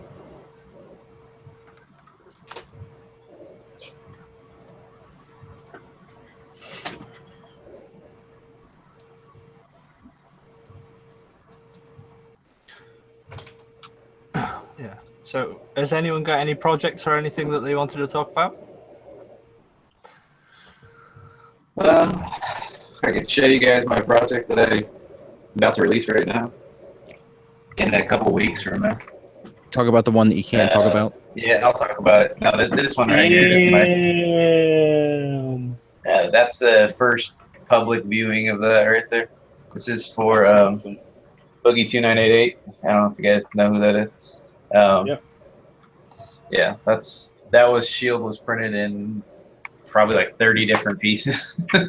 Wow. And some of the like the top the letters are laser cut, and like the little, can't get my camera very close. These little guys right here are laser cut and sublimated right onto the guy.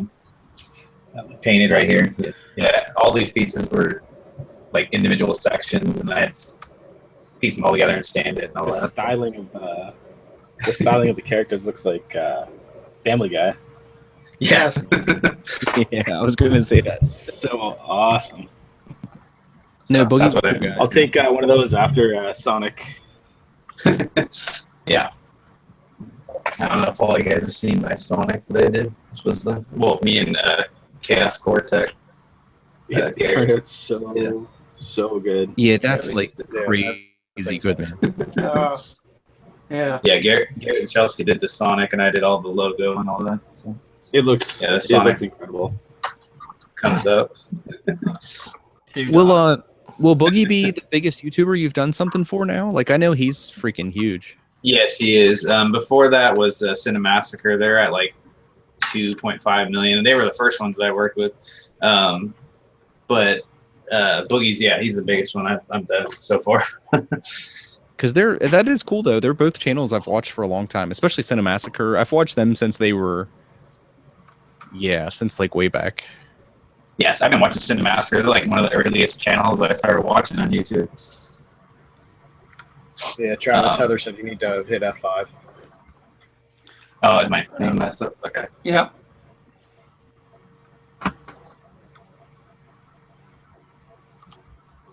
That's cool. Like, I mean, do you mind talking about it a little bit? Like, how did you get hooked up with Boogie? Did you like contact him, or did he contact you, or how does something like that happen?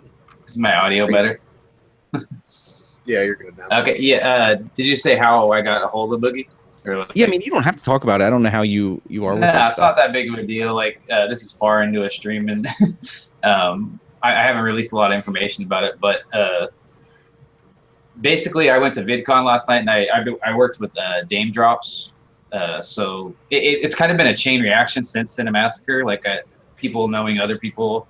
I contacted Name Drops. I talked to him, and then I met him at VidCon. And he introduced me to Boogie, so people knowing people. I contacted. Now somebody's audio. Yeah, so that was it. I actually sat and talked to Boogie at VidCon, so it was pretty awesome. Actually, it was pretty cool. Yeah, dude. Guys, home. Finally. You finally got on home and on camera. So, Chris, now you should be able to look through the video group chat, right? I think so, yeah. It scrolls back to a point. Did I say last night? Yeah. Heather corrected you. Yeah, last night I talked to him. That was last year. Yeah, anyhow, Chris, where's the tacos? So I ran through Taco Bell on the way home, but I got the stout. Ooh, stout. Okay, Chris, I reposted that Slack links for you so you can look at it in the Hangout chat. Perfect. Thank you. I'll take a look at that. Hasn't popped up yet, but it should. Dick, CJ Powers in the chat wants to know what model Nikon you have. Me? Oh, never mind. You answered it. Yep. Yeah, it's the D5500. I love it. I love that camera, but it just has some limitations when it comes to video. It's like DSLRs in general. Like the focus for video leaves a bit to be desired on a lot of them. It's like, I don't know. Some of you guys said you had DSLRs, and like mine, it like when it tries to refocus and you have live focus on it, like scans, and it's really obvious when it's searching for focus because everything gets blurry, and then you see it like pull back past and then hit focus. So that's why I always use like manual focus in my videos, where you just like focus it on a point and then try to stay there. Yeah. But no, jumping through a few hoops is usually worth like the video quality that they give you. So I don't mind it too much. Yeah, the interchangeable lenses gives you a lot more range with them, which is what I like. I mean, to buy a comparable video camera that has interchangeable lenses, you're going to spend, what, 2 or 3 times the amount of the DSLR. Yeah. I'm interested in that new Rio, I think it's called, the new Logitech 4K webcam. It's $199. I'm really curious to see how that performs. I've sent the link to that. I can send the link again for that. That's what I was talking about as being better than the C930E. I also had Tony post that into YouTube chat, but Tony Ryan. But apparently that was before you got back home. Okay. Scrolling back. Yeah, I've seen the Brio. It's on my personal want list. And I'm really curious to see how that thing performs. I like the mount interface for that Brio because it's strictly a screw. There is no extraneous stuff like there is for the 930E or C270 or any of that. It's a bare webcam right from the get-go. Standard quarter 20 threaded screw on the bottom. So that's correct. An optional mount that you don't necessarily have to use. Wonderful. No, it looks promising. I mean, depending on like what kind of setup you'd have, you probably could get away without having a DSLR. Because being able to record at 4K gives you so many options, like in editing. As long as you don't mind dealing with file sizes, they do get kind of crazy pretty quick. But yeah, if you look at it that way, like 190 some bucks isn't really that bad if it spares you buying a $500 to $800 camera. Absolutely not. That looks interesting. But you got to record tethered and stuff, which can be tough. Like, I don't have a laptop anywhere near good enough for recording, so like my webcams are all. I did finally get 10-foot extension cords for my USBs, so it's a little less frustrating. But Still, You there's still have to days. watch what I'm sure there's some sort of length limitation of USB where you're going to may reach that at some point. Yeah, because it's digital. I mean, you could get an amplifier or something, but Let me see if I can show you this for you guys to geek out on. Hang on. I think as far as the USB, the length of USB cable, I think you can go almost 50 feet with USB 3 without degrading it. There we go. That was one of the perks for it. That's sitting on my desk for the day job. So I got that for a couple more days before I have to send it back in. But I think most USB webcams are USB 2. Yeah, that some of them like the 920 and stuff. Yeah, they are. I don't know if the newer ones like that Rio is. I don't know if that's 3.1 or 3.3. I think the Rio stated that they were at USB 3. yeah, it looks like it is. They are.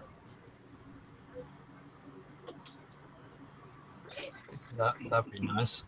But yeah, I'd like to be able to stream from my back porch or something periodically, especially with the weather getting better. Sit out in the garden, do some 3D printing. I'm already sat in the garden. Oh, are you really? Yeah. I'm jealous. I built my shed. Oh, that's right. You did say that. Yeah, I'm here stuck in my basement, as usual. I'd love a basement. I'd love a basement workshop. Yeah, that would be awesome. Yeah.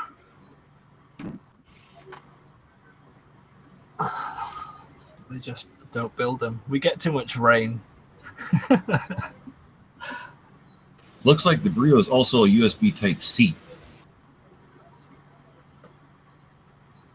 Is that the interchangeable one?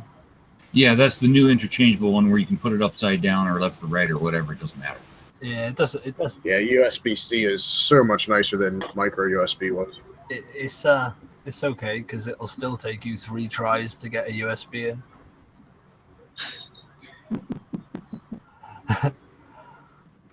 Don't know what it is. Everything that I try and plug in with USB, it always takes 3 tries. You know, now that you say that, I think all the USB-C cables I have are actually reversible on the USB-A side as well. Nice. You're supposed to talk about what's happening on 4.2. According to Henry. Because I'm sharing secrets that I shouldn't be. Why do I gotta say it? Why don't you guys say it? You guys are in the chat. You guys really want me to talk about that? It's not that big of a deal. We're having a contest. There we go. You guys know now. We're gonna have a 3D printer giveaway contest. Exciting. Are you giving it? Does it start with a Z and end with an X? No. No. It is a big deal. No, it's fun. It's gonna be awesome. Why do you guys any make me giveaway is a take? big deal. I'm not good at telling stories. You already told me that.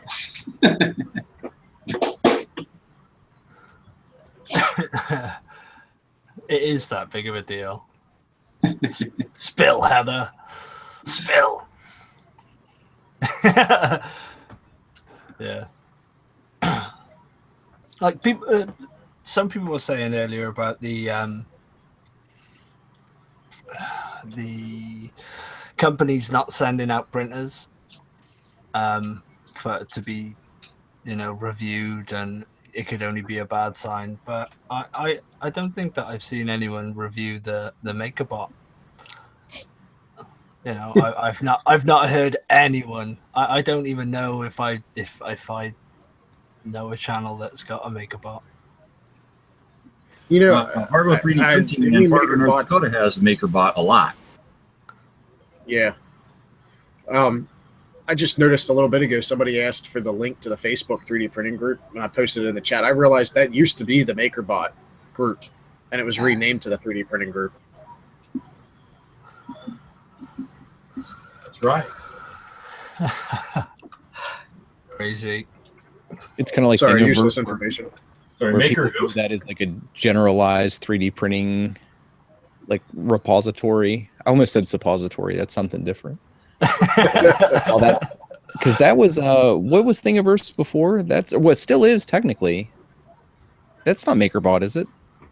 Yeah. Yeah, that's MakerBot. Yeah, I think MakerBot. that is a whole big suppository right there, Thingiverse. That's the only thing keeping them afloat right now. Yeah, really.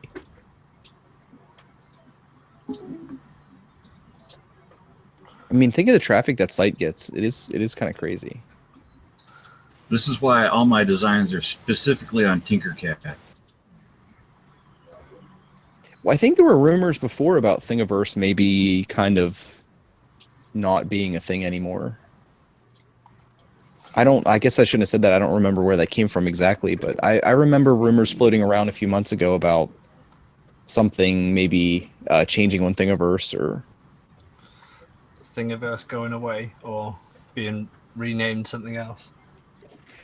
like I don't recall. Like I said, I guess I shouldn't have said that. In hindsight, I shouldn't have said anything because I don't really know enough to have a Well, conversation maybe it was about me, it. Nillabean. I might have been the person that started that because I am worried about if MakerBot goes under, what's going to happen to Thingiverse? They'll get bought out. Yeah, probably.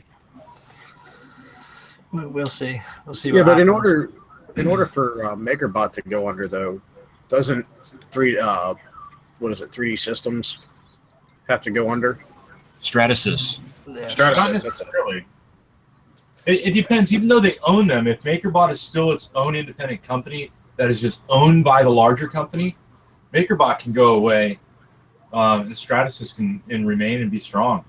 Now, if Stratasys goes down, then everybody they own probably goes off with them or gets sold off in pieces.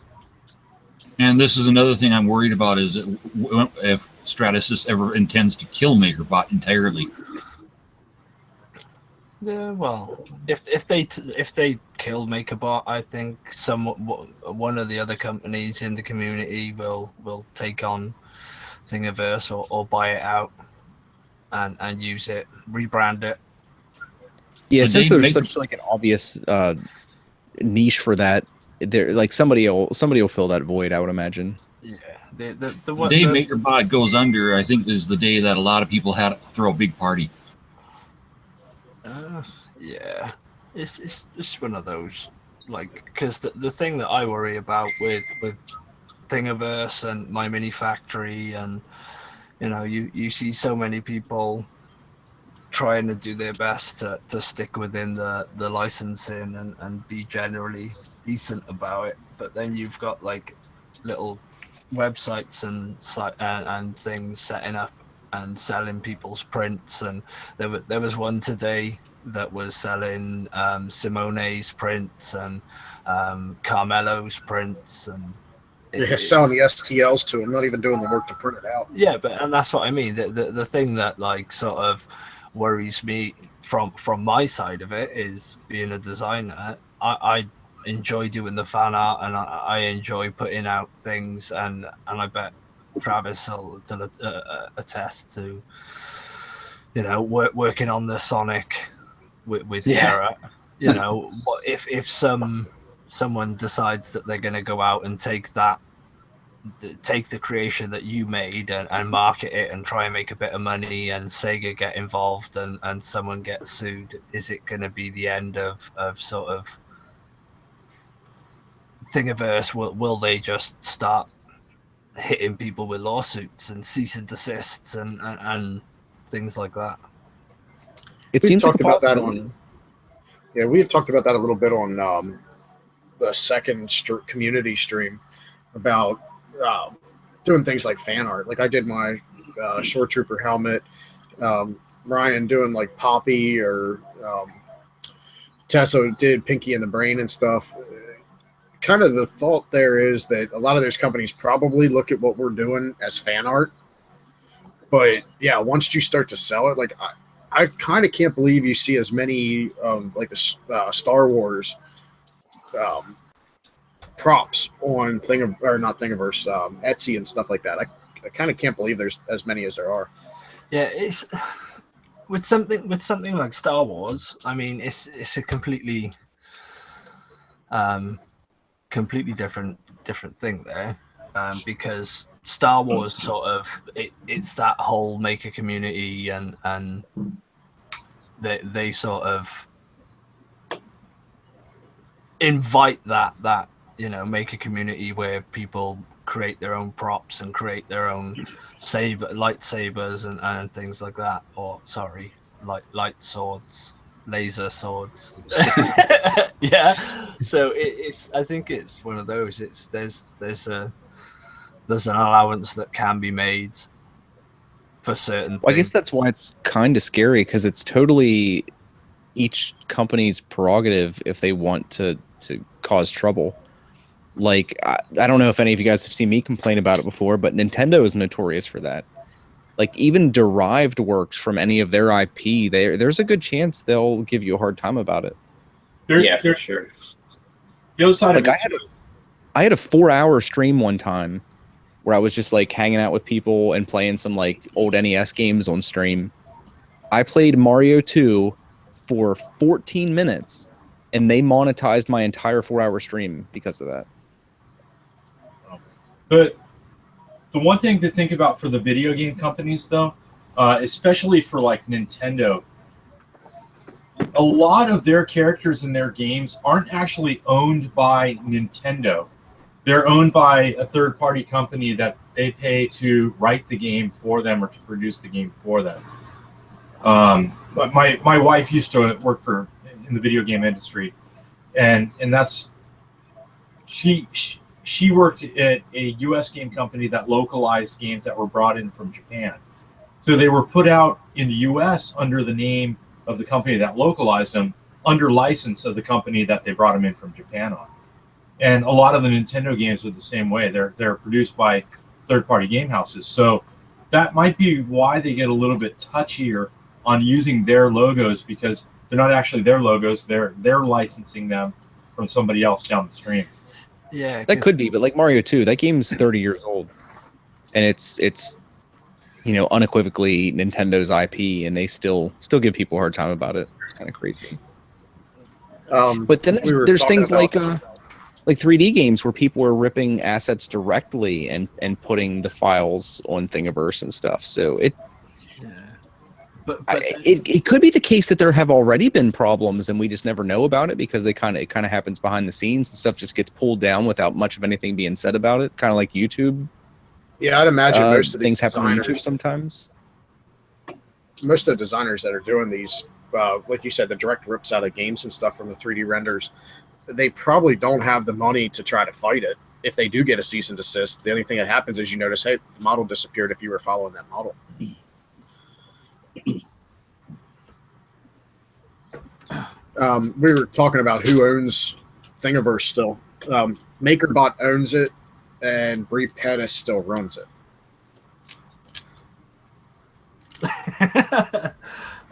Yeah. Well, I suppose he had to hold on to something, didn't he?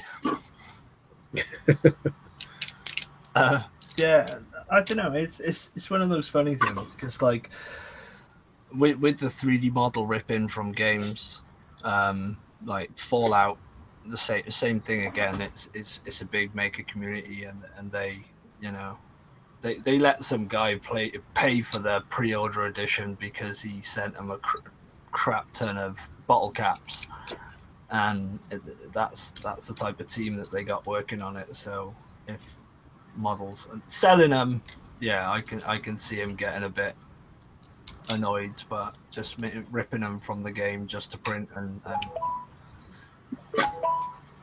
have as props or costumes or whatever, I think I don't think they'd have a problem with that. No, hell, Bethesda will retweet pictures of the stuff you make. Like they're pretty cool about everything. Yeah, that's awesome. I like literally when we released the Sonic, I was sending them the videos. I was sending them pictures to Sega, to the Sonic team on their Instagram, Facebook, all that stuff. Nothing, not a damn thing. Nope. Except for the next time they do a limited edition Sonic game, they'll use your files. There's not a damn thing you can do about it. Yeah, the only thing they could do is send you a back bill Yeah.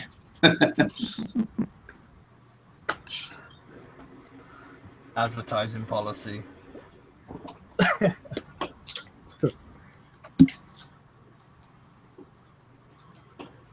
But all right, guys, I think I gotta head out. We have to paint my daughter's room tomorrow, so that's gonna be happening. Oh my, 1:30. That's happening in like 5.5 hours, so I should probably get some sleep. Are you gonna paint it orange like you did your workshop? I was just going to ask the same question. What was that? You're getting painted orange like your workshop. Oh no, no. My wife is like dead set on trying to get like this blue and this green to work together, and I think we're gonna end up repainting it. But I'm just kind of like letting her have her way until she sees how bad it's gonna look. If it's blue and green Nobody together, tell her I said that. Yeah, if it's blue and green together, maybe do green on the bottom, blue on top, because then if you do have to cover it, at least you can do like clouds and make it fun. Well, it's all about the focus wall now. Like the whole room's one color except one wall, and that's the focus wall. Sorry. So, well, at least we'll be able to keep. We either be able to keep the 3 walls or the 1 wall, and then just have to paint everything else again. But it's not that Well, I'm bad. gonna head out too. This has been great, guys. I really appreciated it. And see That was how cool things meeting go in the everybody. future. Yeah, it's been cool to meet everyone, and we'll have to keep doing it and just like bounce the chat around to everyone's channels. And I'm gonna go through and then find everyone and put all the links. where It's they funny. need to I be. feel like I'm just meeting you now, Aspie. Like we're just now getting a face. Because at first I didn't realize it was you. I was like, who the hell popped in here? Who is this now? And then I moused over. Was like, oh. He rendered it finally. Yeah. I wish. But no, it's cool. Thanks for the kind words about my orange basement too. That's definitely a pick me up. Yeah, it's cool. It's cool. It's not quite blue. I've got orange. Yeah, you do. You're like 0.02% of the way there. I'm waiting for my Prusa orange. Yeah. I know. I just hope I haven't like locked myself into being like a Prusa fanboy. What if I get another printer down here? Get a It's lol gonna spot. throw off the Feng Shui. You should be able to get a TGAW cheap and get the blue LED. I just have to print. Like I'll have to paint my new printer if I get one. No, just get a There you lol spot and go black, green, and orange. Are there any companies that make a purple printer? That would kind of go down here. Okay. Gray, purple, and orange. I don't know. The jelly box that I looked at was like lime green with like hot pink zip ties. Nice. You get the R17 with the purple lights going in it, the black lights. There you go. Yeah, I don't think they're purple lights. I think they're just cheap white LEDs. Oh, they're cheap RGB LEDs, and they haven't got the spectrum to push out a clean white light. But they look cool. Yeah, they do look They cool. do. They look They really make super they cool. make your print look really cool. Yeah. Did anyone catch Joe's multicolored vase? The pink and purple one. That looked Yeah, I really didn't get to cool see under that. the light. Yeah. Yeah, I think I'm gonna get out too, guys.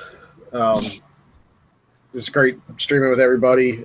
If for those of you who are in the stream and the chat, if you want to get in the next stream and be in the discussion when we organize it, there's a Google Hangout chat that we have going on. Send any of us that are on the stream a message on Twitter, and we can add you to the group. Yeah. I think we're gonna have to start looking into another way to do the hangout, so it can be shared on everyone's channel, and maybe what Rich said would work if everyone sort of streamed the hangout chat to their OBS and then stream on their individual channel. That might work. You could always schedule some sort of a mock-up test or something to try that out. Trial run. Yeah, I'm down for that. Yep, same here. It was fun. It'd be cool if this is done on a regular basis. I remember months ago, like Angus and a couple other guys did it, and I actually messaged him a lot. I was like, "When the hell are you gonna do this again? You need to do this again. This was fun. You need to do this again." Like, I was in see, that I one. see all the people that are in the community. Yeah, you were. But that was cool. Yeah, I thought it was helpful for a lot of people to, because like there's lots of us that watch like one of those big YouTubers, and like things like this give you a chance to meet like a bunch of other people that you probably have like common interests with that you're probably not likely to find just because the way like YouTube ranks search results and stuff, and you just get like buried and you can't find stuff. Yeah. The So stream that we're we- doing now, we started. When did I start that? About a month and a half ago now. Started out as just a random, hey, who's up for a spontaneous stream, and I think it was Lauren Angers, Heather was in it from A-Pyro, and Vicky, I think, all got onto that one. And then after a bit, Dustin and JAT.MN got on. Since then, it's become basically a weekly one. The only reason we didn't do one last week was everybody was kind of like everywhere dealing with Murph. So a lot of people just weren't available. So we ended up skipping last week. But definitely, I'm up for doing it weekly. Yeah. And maybe if it becomes a more frequent thing, we could get like something going together, like a group game charity, like the gaming charity deal that event that you did, Travis. Yeah, with Extra Gary. Life. Extra Life. Yeah. Yeah, man, that'd be cool. Get like a like a global game jam type thing where we all meet up and share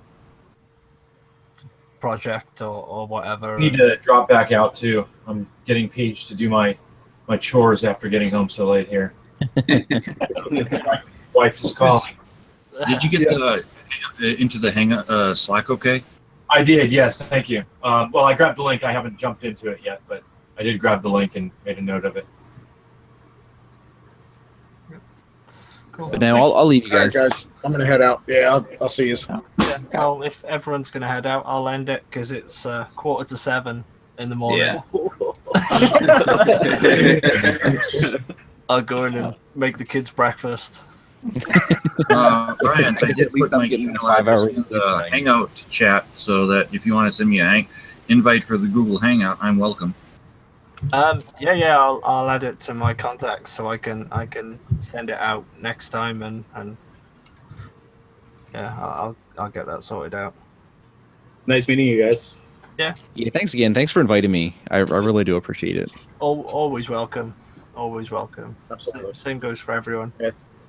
Thanks for hosting it, Ryan. Thanks for everybody for coming out. Yeah, thank you, everyone. Cheers, guys. Yep. Later, guys. Hopefully see you guys next week. Hey. Yeah. Yes, let's do Yes, it. next week. Yeah. See you guys. Bye, guys. Yeah. I just like to thank everyone in the chat and everyone that stuck around and popped in and said hello and chatted with us and asked us questions and stuff as well. Yeah, if you're in the chat still, don't forget to hit like for Ryan on the video for his channel. Just don't give him 2 thumbs up because that'll counteract the first thumbs up. I'm just glad it doesn't tweet when you do that. I've accidentally triple clicked already. Yeah. Triple tweets. Triple tweets. Yeah. All right. Yeah, so I'm gonna kill the stream now and see if I can either get some sleep or wake myself up. Just another day.